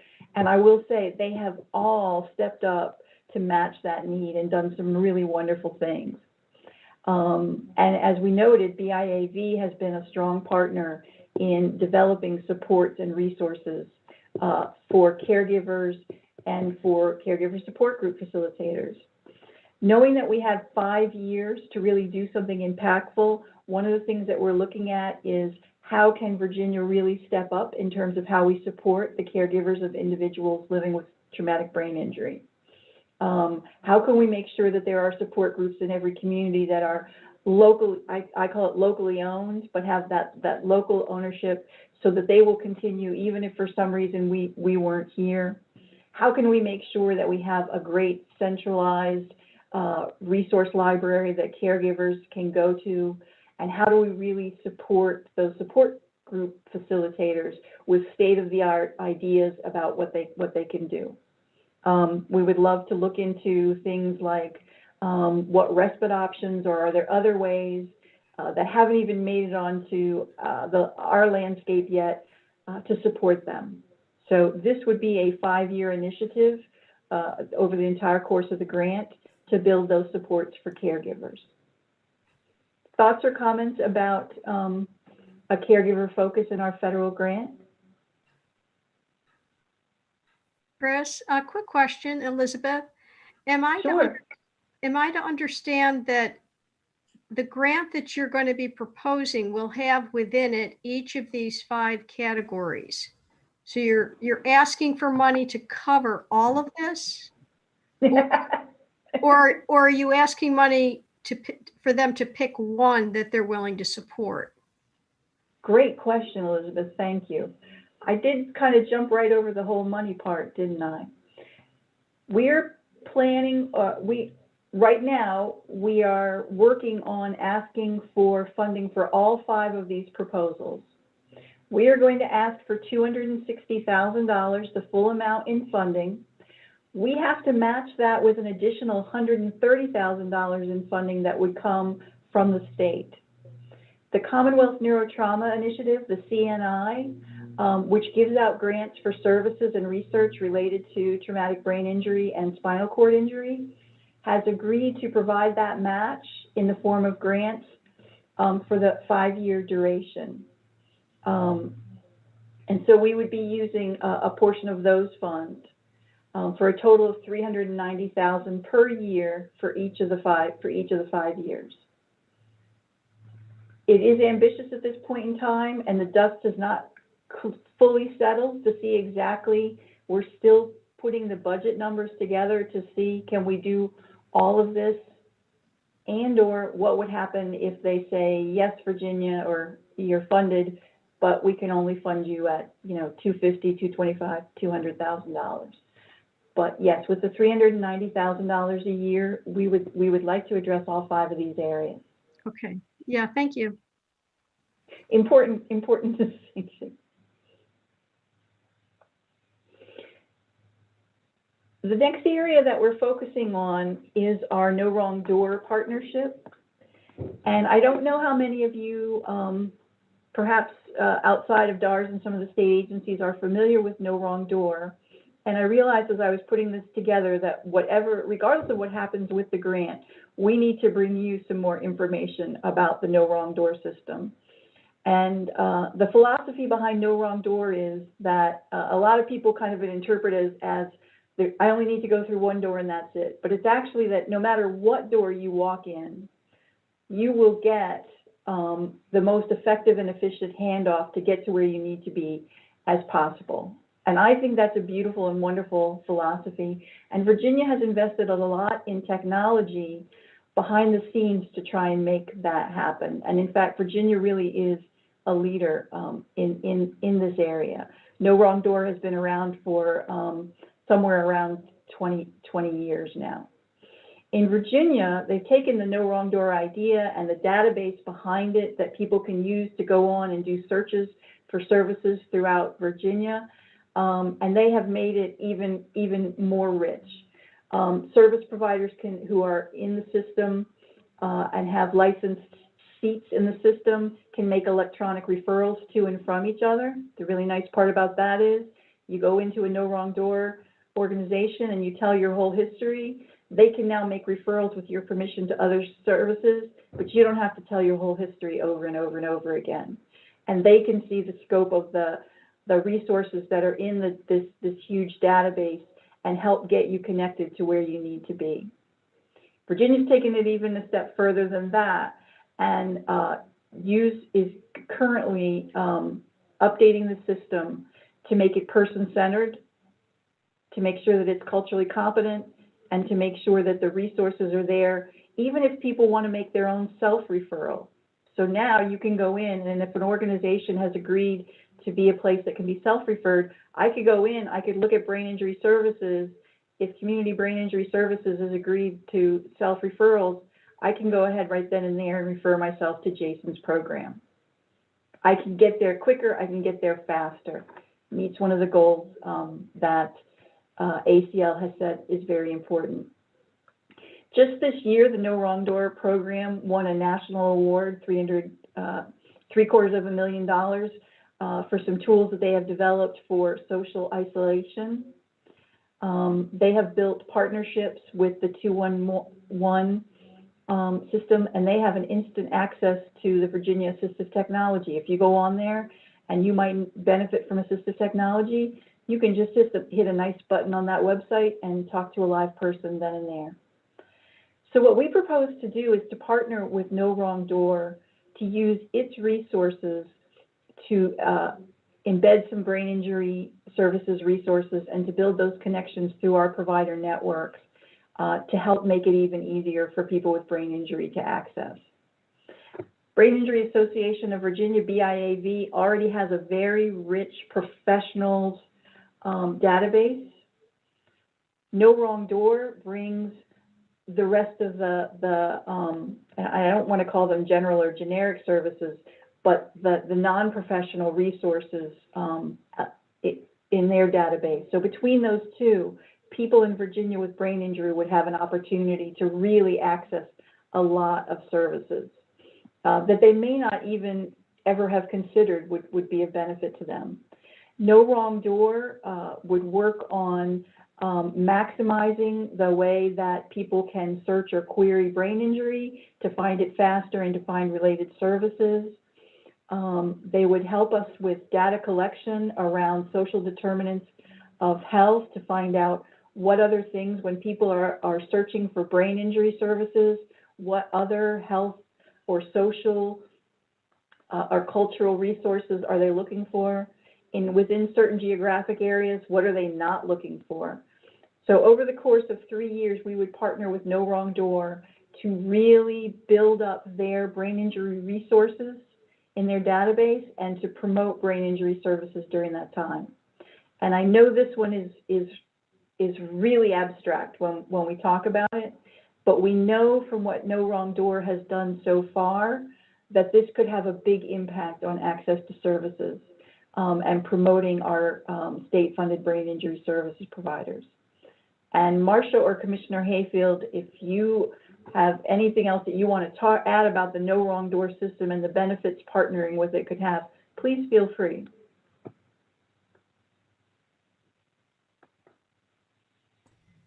Go ahead, Marcia. Marcia. First of all, I think that you did a fantastic job describing all of that. And I think certainly there are a lot of opportunities to build on collaborations or existing efforts with No Wrong Door and caregiving and all of that. But you did a great job describing No Wrong Door and the opportunities for partnership there. And for the ability to refer, and also the training for the person-centered training and resources there, and also other resources and libraries to tap into. There are other resources on Virginia Navigator that No Wrong Door can link to for this grant that can really strengthen some of the things that ACL is looking for. So I think there are really a lot of possibilities. There is a caregiver resource portal on Virginia Navigator that I think might be another really great link that could be perhaps built out to have all of the resources that BIAV has built up over time. There could be linkages to other places as well. So there's a lot that could be discussed and talked about, but I think you did a great job summarizing very well what No Wrong Door can do. So thank you.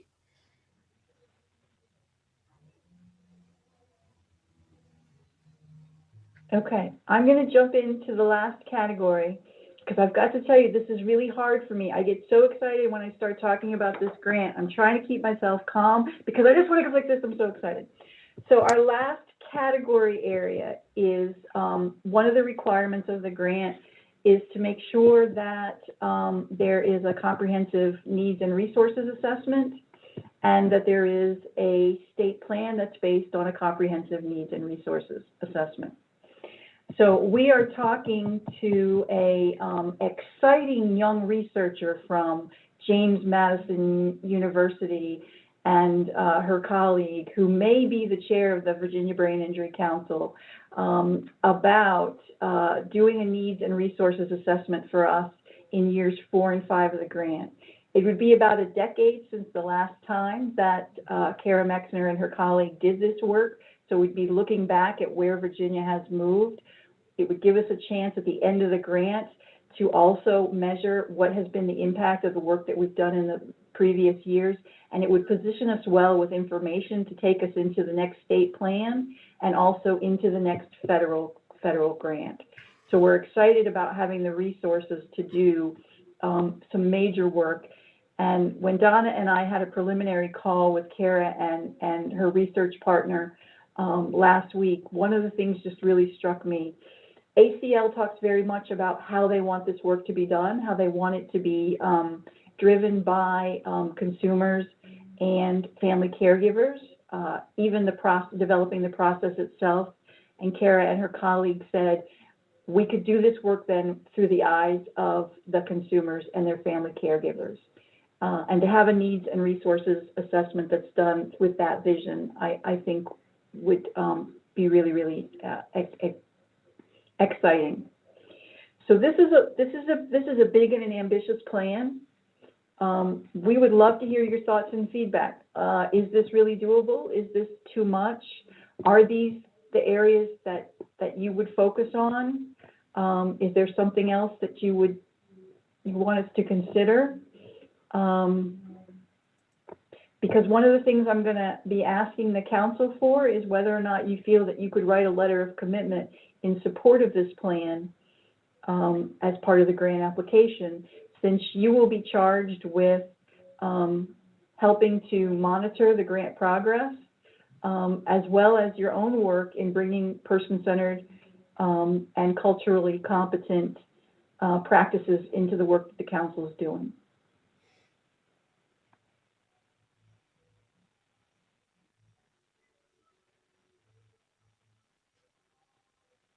This is Amber Walter. I think the plan looks really great. I had a side question to Anne, just being new, to figure out some of the work that's been done in the past. So I think one item that we experience here is, centralized resources are really good, and still there can be some access issues. So I think, potentially trying to also look into, is there potential funding for, a tablet or, something like that, or does the person have internet access if we're talking about sort of internet-based tools, and, what other alternatives could be available if they identified that they didn't have those resources. Thank you, Amber. That's a really thoughtful thing to consider, that we don't want it to become so based on the technology that people don't have the skills or the tools to do that. I appreciate that.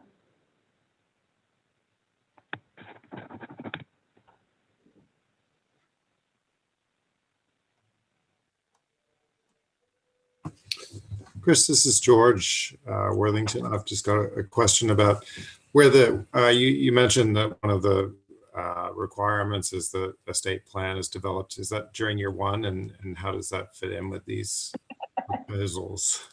You knew I was going to ask that.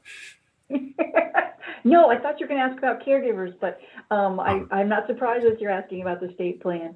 One of the things is, I think they require that there be a state plan within the first year, or if you have one, that it be updated and reviewed regularly. So what I'm prepared to put into the grant is that Virginia is in the process of finalizing their state plan, and that it will be reviewed annually by council to make sure that it's still relevant, or to adapt it as need be.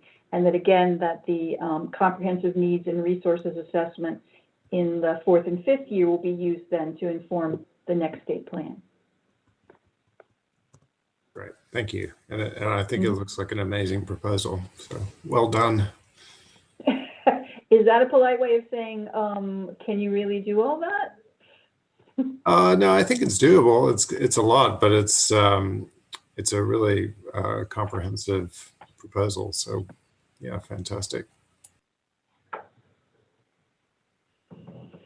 You know, one of our questions I mentioned at the beginning, ACL wants to see easy and efficient access to services, person-centered, culturally competent, and data-driven.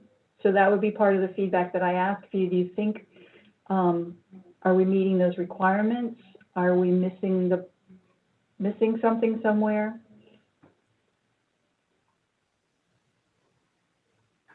Hi, this is Victoria. You know, I'm sitting here trying to hold back my level of enthusiasm as a former software developer. I'm like, can I help write the functional specifications? But, you know, from my point of view and where we're at, we know that, you know, the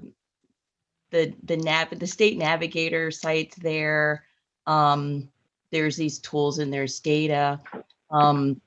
Will there be a part in the plan that helps to roll out information to the public so that they'll know how to gain access? Because that seems to be an area where folks are still having difficulty finding, you know, where to go, especially with the no wrong door. I mean, just in my journey itself, you know, I've had these thoughts about, oh, well, how could, you know, the systems work together? And, you know, you have caregivers and providers and survivors, you know, all having, you know, different needs at different times and different priorities and different stages of rehabilitation, and all of that coincides with different levels of information and referrals. So I like the fact that the system and data aspects are very comprehensive, and I think it's more than doable. I think part of the person-centered would be great if there's a component that would allow people to know how to get there, so that, you know, they don't have to go through, you know, several different like levels of, you know, it's like this is totally kind of off the wall, but, you know, it's kind of like when you're looking at usability, you want to know what the entry points are for people when they are trying to find information, and, you know, eliminate as many steps as possible for them to, you know, get to that information, just from a consumer perspective is what I was thinking. I didn't know if that would be part of it, or this is too early. No, thank you for that, Victoria. That is really, really important, and helps me to focus on something that we do need to do more development on. We've talked a little bit, especially with the No Wrong Door, about some pilots. So perhaps looking at a pilot that would test adding screening through our AAAs or some of the other No Wrong Door partners when they use the system for their intake process.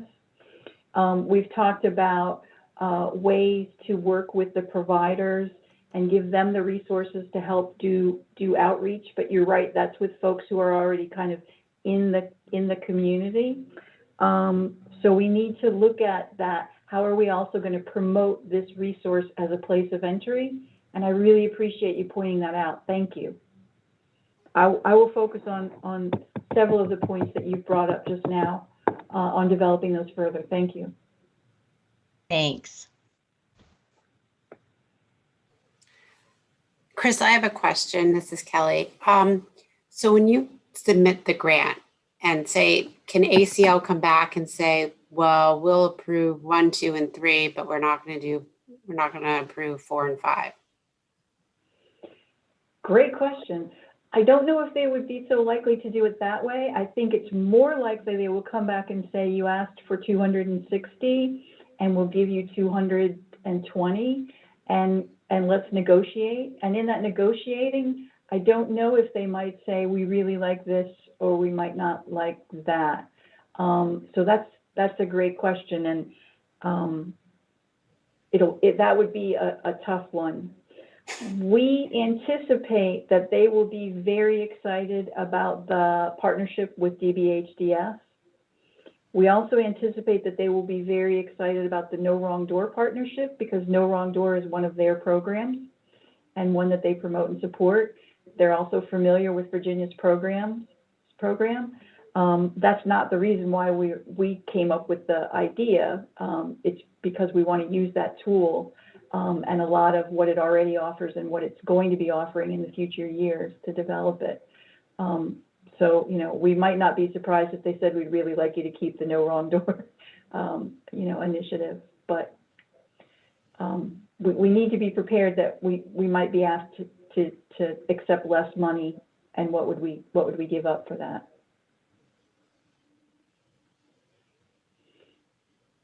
In light of that, I'll mention that when we took these focus areas, these priority areas to the providers and asked them, the partnership with DBHDS, caregiver supports were among their priorities. And Jason, if I don't report this accurately, please step in. Those are the ones that they wanted to make sure. If it was a question of this or that, those were the two that they really wanted in there. They're interested in the data aspect because they helped to develop it. But if it was a choice, they were quite clear. If it was a choice between funding caregiver supports or data, they're going to go for caregiver support. So we do know what some of the provider community's feedback is about how they might rank order those. Chris, that's correct, and thank you. Yeah, we were, I think, universally most excited about the potential collaboration with DBHDS. It's just been an ongoing, evolving issue in the not just the provider community, for everyone, to make sure our folks have the access to the services that they need over there if they have a co-occurring condition, and that hasn't been it's moved in fits and spurts over the years. I'll just say that. And we were happy to hear that the commissioner reached out on her level to kind of get this ball rolling as well, because as much as we talk about from our advocacy standpoint about what we can knock on their door and stuff like that, they do respond a little bit differently from state agency to state agency. So I think we're most excited, as you said, about that goal and that focus on forging a relationship, a better relationship to enhance services for at DBHDS for persons with brain injury. Thanks, Jason.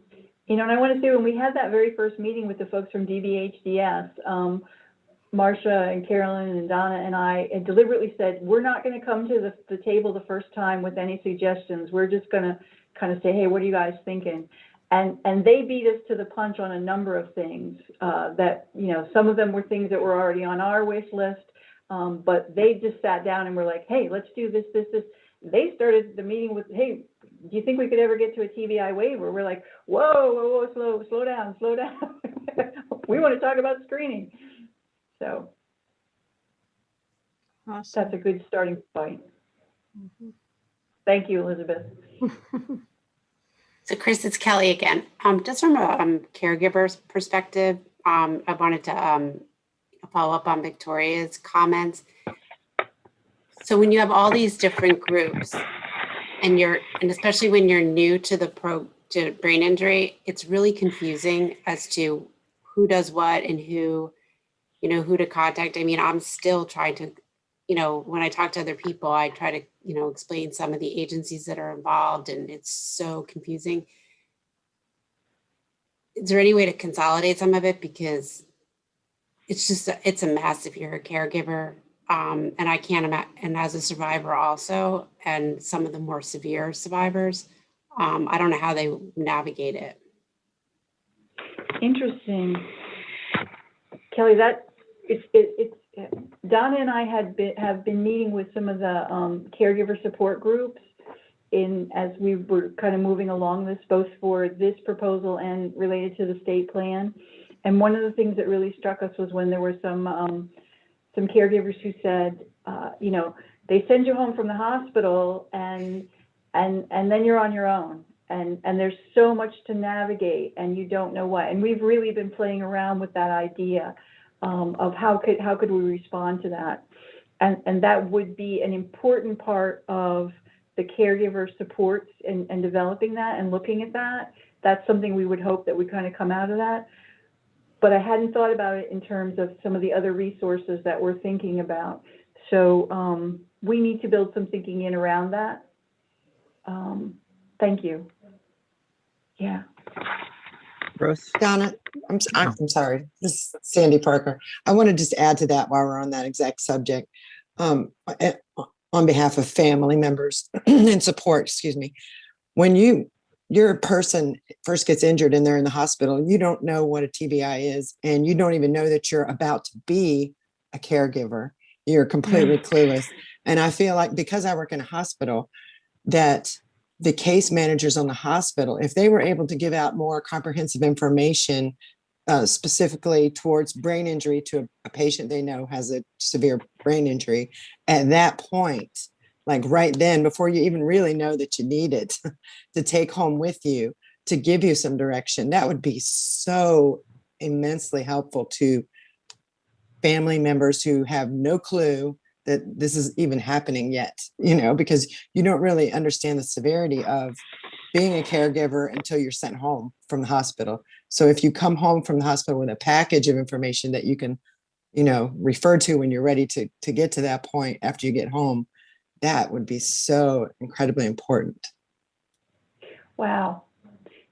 Yeah, really excellent point. And between what Kelly and Sandy, between what the two of you are talking about, there's a I don't even know what to call it, but there's a modeling thing that you can do called sequential intercept, and it's the point at which people start to interact with systems along a continuum. And what you're saying to me really means that part of the work that we need to be doing this is to really be charting that course and identifying where are all of the significant points at which somebody might need there to be somebody. So right in the hospital, as you're going home, we need to work with our caregivers and our professionals to identify the sequential intercept points and then develop the supports around them. So thank you both for that. Mm-hmm. I'll add my 2 cents in there. Just like in that, I think because of the personal experience I've gone through, let me go back and say, I know because of the personal experience that I've gone through that I have more insight into this, but I come from a family, nobody is medically trained. And, you know, like I shared my experience, like we didn't know what TBI was. We didn't know what, you know, rehabilitation was. We didn't know what any of those things were. And it baffles my mind that now being in the position that I am in as a physician, and even with my own staff, like there's no teaching or training on any of this. And so I just think that that would be, you know, very important. I feel like education is really high up there. And like you both have said, just getting that information out there. And Kara, when you say the no teaching or education, are you talking about the family level, the case management level, or are you talking about the physician level? I think I'm talking about on the physician level, but I think it all trickles down because I think these are important conversations that need to be had, not only with the patient, but also with the caregiver. And a lot of times with the caregiver directly, because, you know, depending on the state that the patient is in. But I think it's just hard because that education isn't there in a medical setting. Like I'm saying, you know, physicians and then, you know, nurse practitioners, physician assistants. There's no conceptualization as to like, this is what it's going to look at like down the road. This is what could be. I don't know if that makes sense. Makes a lot of sense. I'm getting some nods. Thank you. Go ahead, Deborah. This is Deborah Johnson. I really do like this, the no wrong door. And Kara, I kind of piggyback on what you were saying. Through our experience with schools and students that we've had that have had significant traumatic brain injuries, one of the things we hear from parents a lot is, you know, sometimes these kids are released and not a whole lot of information has been given to the parents about what to expect later on. So, you know, it's nice to know that parents need to have more of that education right when they leave the facilities. And I'm talking about even if it's just a concussion situation, you know, child ended up in the ED. We don't often know. Schools are not, you know, often informed. Parents were not informed of what the long-term consequences possibly could be. So that communication piece is a big issue and something that we've been dealing a lot with within the school divisions as well. So I agree wholeheartedly. This information would be helpful for us and trying to hook parents in, especially as our students are transitioning from K-12 education into the adult world. Thank you for that perspective. Thank you. This is Anne, and we've been very fortunate to have a really close relationship with the Sheltering Arms Institute. And what we're doing are touching base with families before they leave and sometimes right after they've left, and finding out about what they do and don't know and how comfortable they are. And I think for a lot of families, they are receiving some training, but there's so much coming at them when they're in the hospital that it's a lot like drinking from a fire hose. And so they don't necessarily understand how much of what they're learning is going to be applicable to them as they get home and the responsibility for caring for this person really begins to come into clearer picture. One of the things that we do know from conversations that we've had with family members across 40 years is that the information really does need to be available to people when they're ready for it too, because they have to understand what they need when they need it. And in the early phases of injury, it's just too much to take in. And as a caregiver myself, not for someone with a brain injury, but as a medically savvy caregiver, when my mother was so sick and leaving the hospital, my dad was there, my mom was there, she's a nurse, my godmother was there, she's a nurse, and I was there, and we were all overwhelmed. And so it is a difficult situation for even those who are well informed. And being able to provide education in a titrated way when people are ready for it and when they need it is one of those things important. One of the strategies that we've heard from many caregivers is that they set up a triage team to sort of go through some of that information for them. And so they know that they can turn to one, and they know that they can turn to one friend for information about school, and they can turn to one friend about information about a great neurologist, and they can turn to one friend because it really does take a village. And so I do think that providing education in lots of different ways at lots of different times across the continuum is really critical to helping people feel supported. Thank you. And kind of beat me to it just with SAI and some of the really unique and innovative stuff that they're doing. And so I might just, and Amber, I know you're on as well, but some of the things that Allison Clark's doing over there and trying to get that information out both to the persons who are impacted with brain injury that are being discharged and to their caregivers, and then having sessions built in after that to engage them as they go on down the path. I think they could be, I think there's some things we probably could learn from them and maybe collaborate with them as we get this grant and go through that, and how we can better deliver some of that information so that they do feel supported and they get the information in a timely manner when they can consume it better. And Deborah, yeah, I hear you. If I look at, I've seen enough emergency room discharge reports on concussions where it's like, take 2 aspirin and call me in the morning, is their discharge instructions, and it's infuriating. I don't have a recommendation for that, but I just wanted to acknowledge that that's what they do, and it's really a disservice in my opinion. Can Mike nod his head any stronger? No, he cannot. But yeah, you hit a nerve there.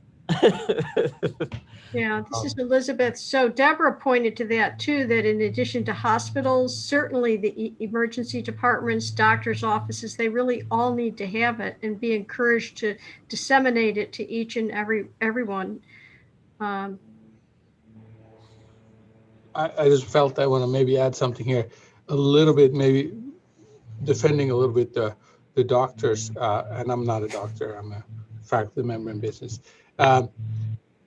So when I was injured, it was severe. I was in intensive care. They didn't know if I would come back or how I would come back, and it was infections, there was all kinds of stuff. So there was pure randomness that when they had figured out what my infection was, because I didn't make any sense. They could not possibly, they would have sent me to a nursing home, most likely. That was what was being discussed. But then once I figured out the infection and got that under control, all of a sudden the picture changed, and that was the day the Shepherd Center person came to check, and I seemed like a possible rehab candidate at Shepherd. Things changed overnight. This very dynamic situation, it's not like anybody can really sort this out. You have the resources, of course, that other people don't have. So we were discussing, well, I was not discussing anything. I don't know anything for about 6 weeks of my life, what was going on. But my wife was considering taking me to New York because she then could stay with her mom, and there was a New York City hospital that could work. And then it ended up being Atlanta, and that was sort of a possibility for us. But I mean, this is a very dynamic situation. So aside from being stressful, she slept only a few hours per night, and every day was different, right? Lights are blinking all the time. They're trying to keep you alive. So it's not that easy to know what the path forward is. That's all I'm going to say. thank you, Patrick, for reminding us of that. I will agree with you there. Many of the students and stuff that we know about their I guess you could say trajectory is not always what we think it's going to be after the head injury. This is Victoria. Absolutely. I think that from a caregiver perspective and from a survivor perspective, sometimes information isn't available that can at least let families know that, brain injury could possibly become a chronic condition. And so part of spinning the wheels is something else is coming up, or there's a new symptom, and it's like, well, what do we do? It's like it's like the comment about, you've left rehabilitation facility and now you're on your own. This sort of lends into feeling like you're on your own because the expectation of where it's going, it's like the words chronic condition just never becomes a part of the conversation. And so you go back to the drawing board to try to figure out, well, which specialist do I need to see and who do I need to talk to? And then when you describe, that you have a brain injury in the beginning, oh, well, it may or may not be a situation where, that particular specialist might be versed with brain injury or really understand it as a chronic condition. That's kind of what I'm gleaning from the conversation.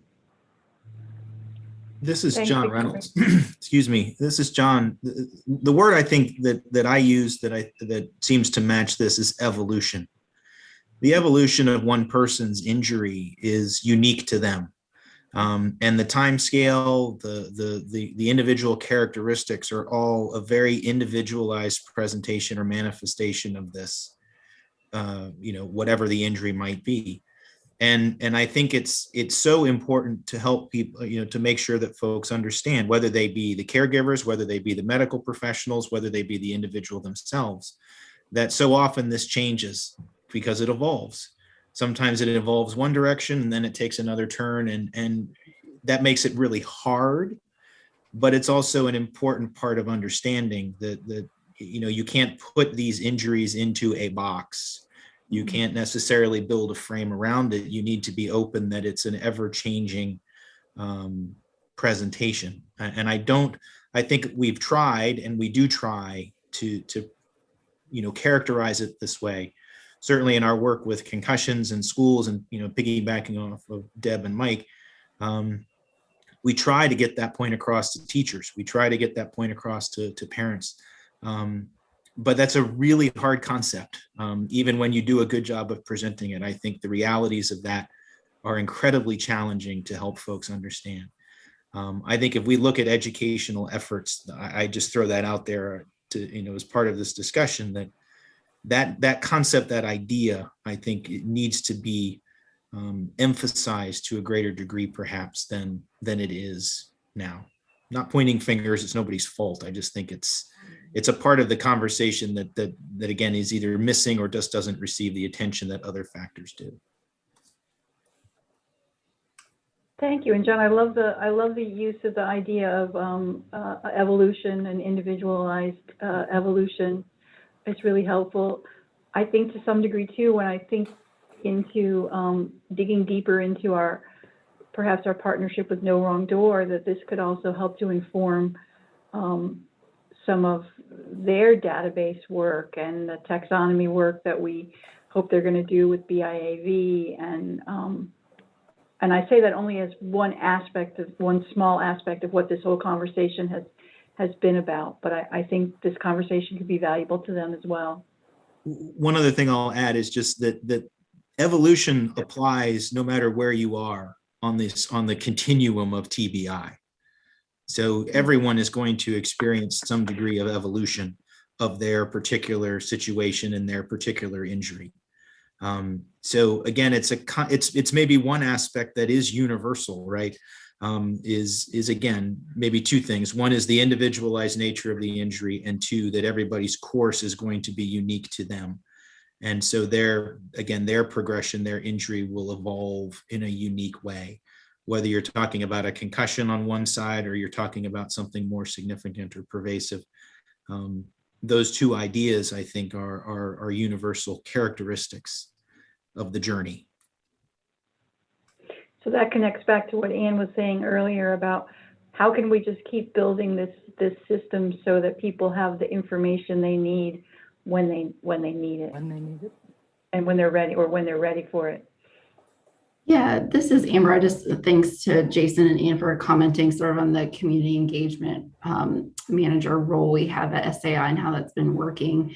I think now tying back to your last comment there, I think a push of information could be a little bit of something to look into. So I think what's been somewhat successful about this is, we refer internally, and then the community engagement manager, Allison, she visits many of the referrals and sort of like talks to them. And we just, we set up these meetings with the community partners, and so they don't have to remember where they put that brochure or that, whatever. They've made a face-to-face connection with somebody who likely is actually going to reach out to them.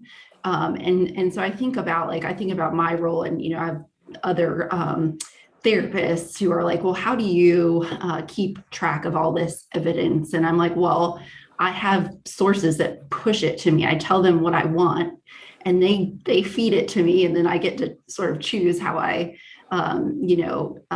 eat it and digest it and all of that. So I think that's a little bit of, as opposed to looking for people, just telling them what is there and looking for them to seek it out. But, that it could be like in an ER having a tablet where they go ahead and they're signing up for no wrong door there. And then, as time goes on, they opt out, if they're saying, don't send me this information, or don't have anyone contact me anymore. I don't need any support, or, I need another month or something like that.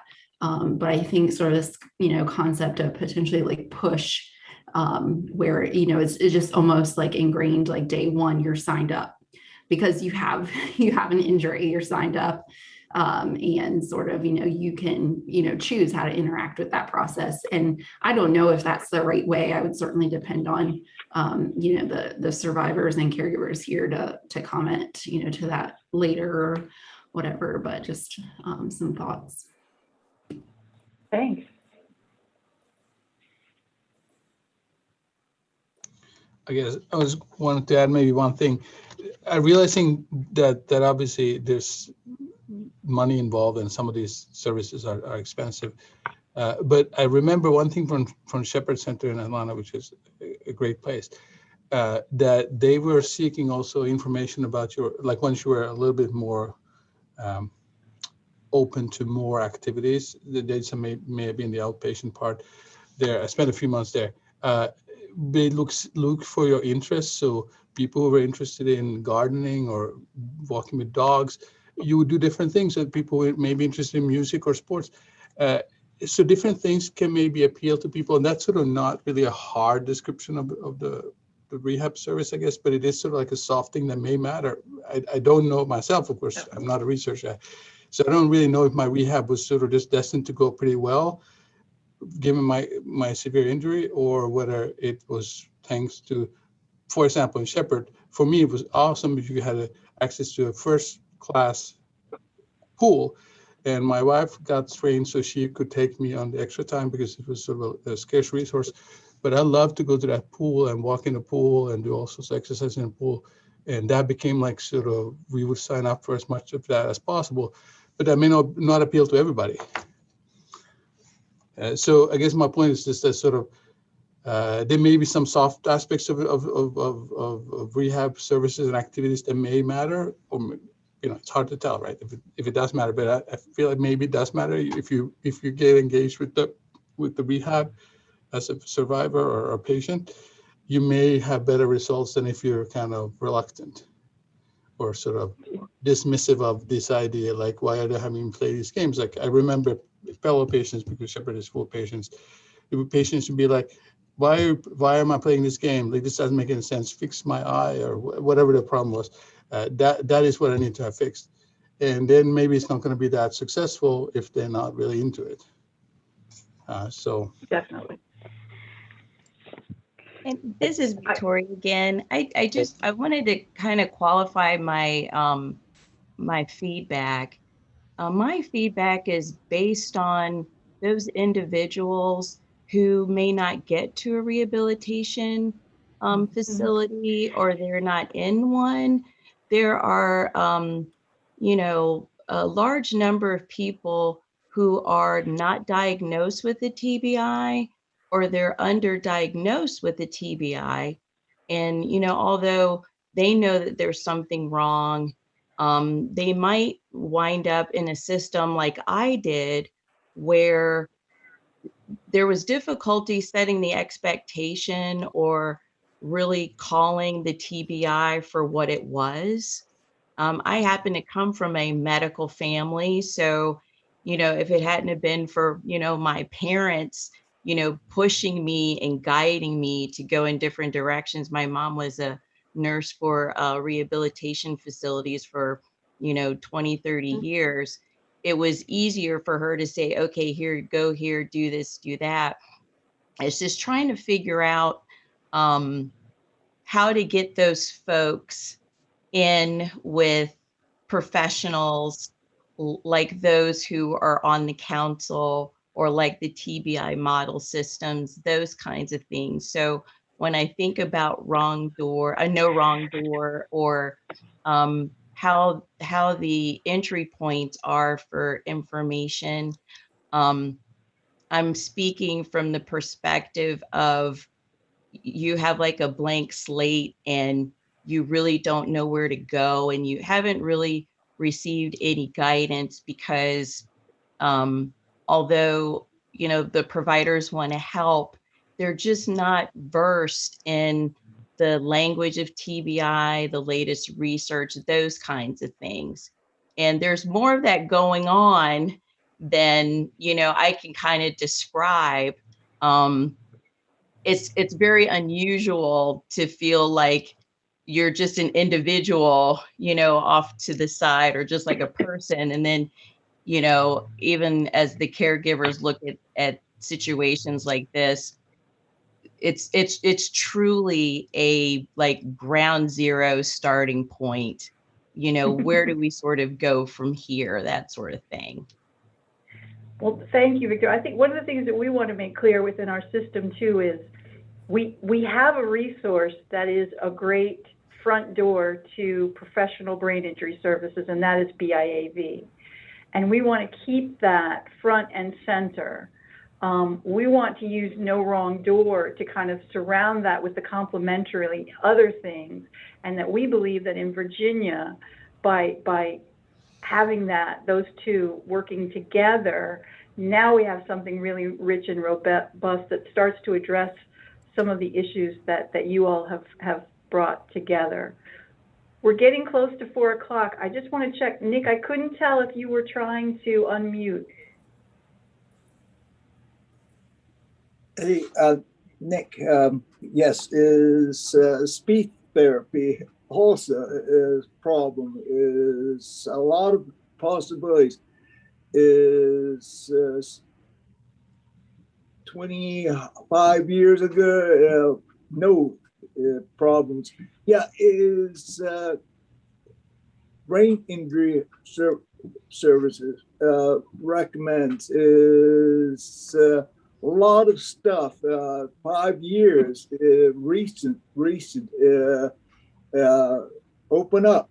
Also, me open up sometimes is a struggle. Is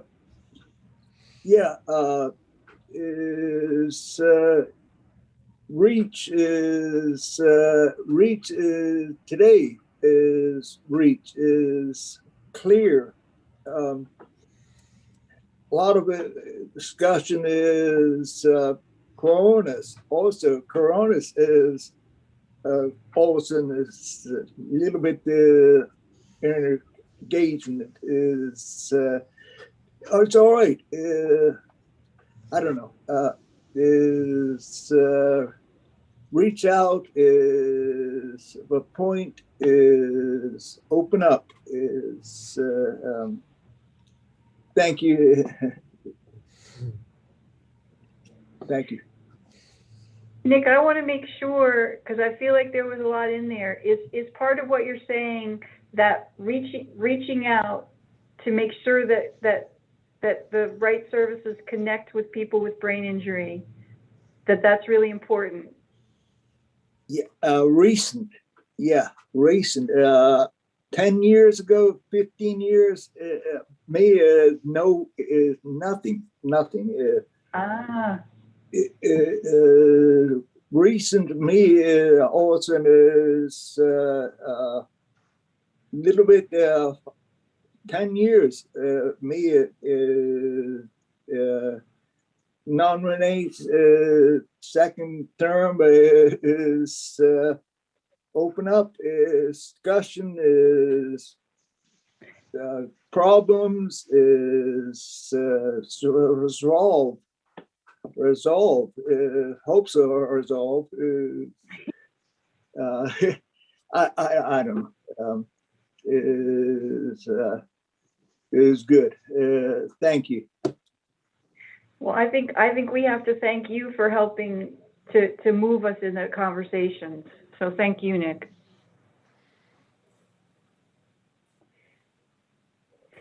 Thank you all for this feedback. I think much as I love that when we meet virtually, more people get to participate. Today is a day where I would really love it if we were all in the same room and could be gathering in different groups and what the conversations in the hallway would be afterwards outside. But thank you all for this, and we'll share with you the final grant when it's written. And Mike, thank you so much. I'm going to turn things back over to you as our acting chair today. Yeah, absolutely. So great discussion. So it's 3:58. We can end on this note, and what a great one. And thanks, Chris and group for it, because that was incredible, impactful. So do I have a motion to adjourn, and we can all kind of digest this?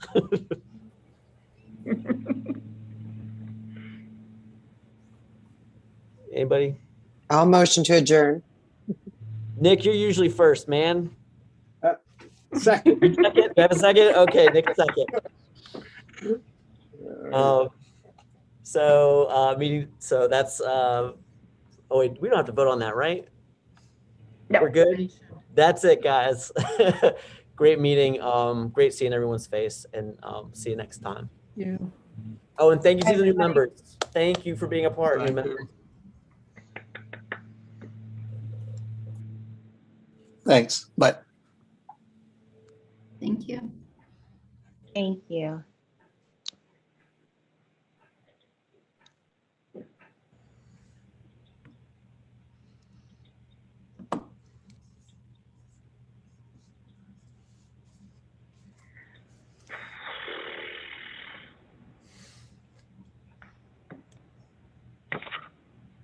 What, Donna? Yeah. Mike, you did a great job. Yeah, Mike, thank you. Yeah, no problem. Anytime.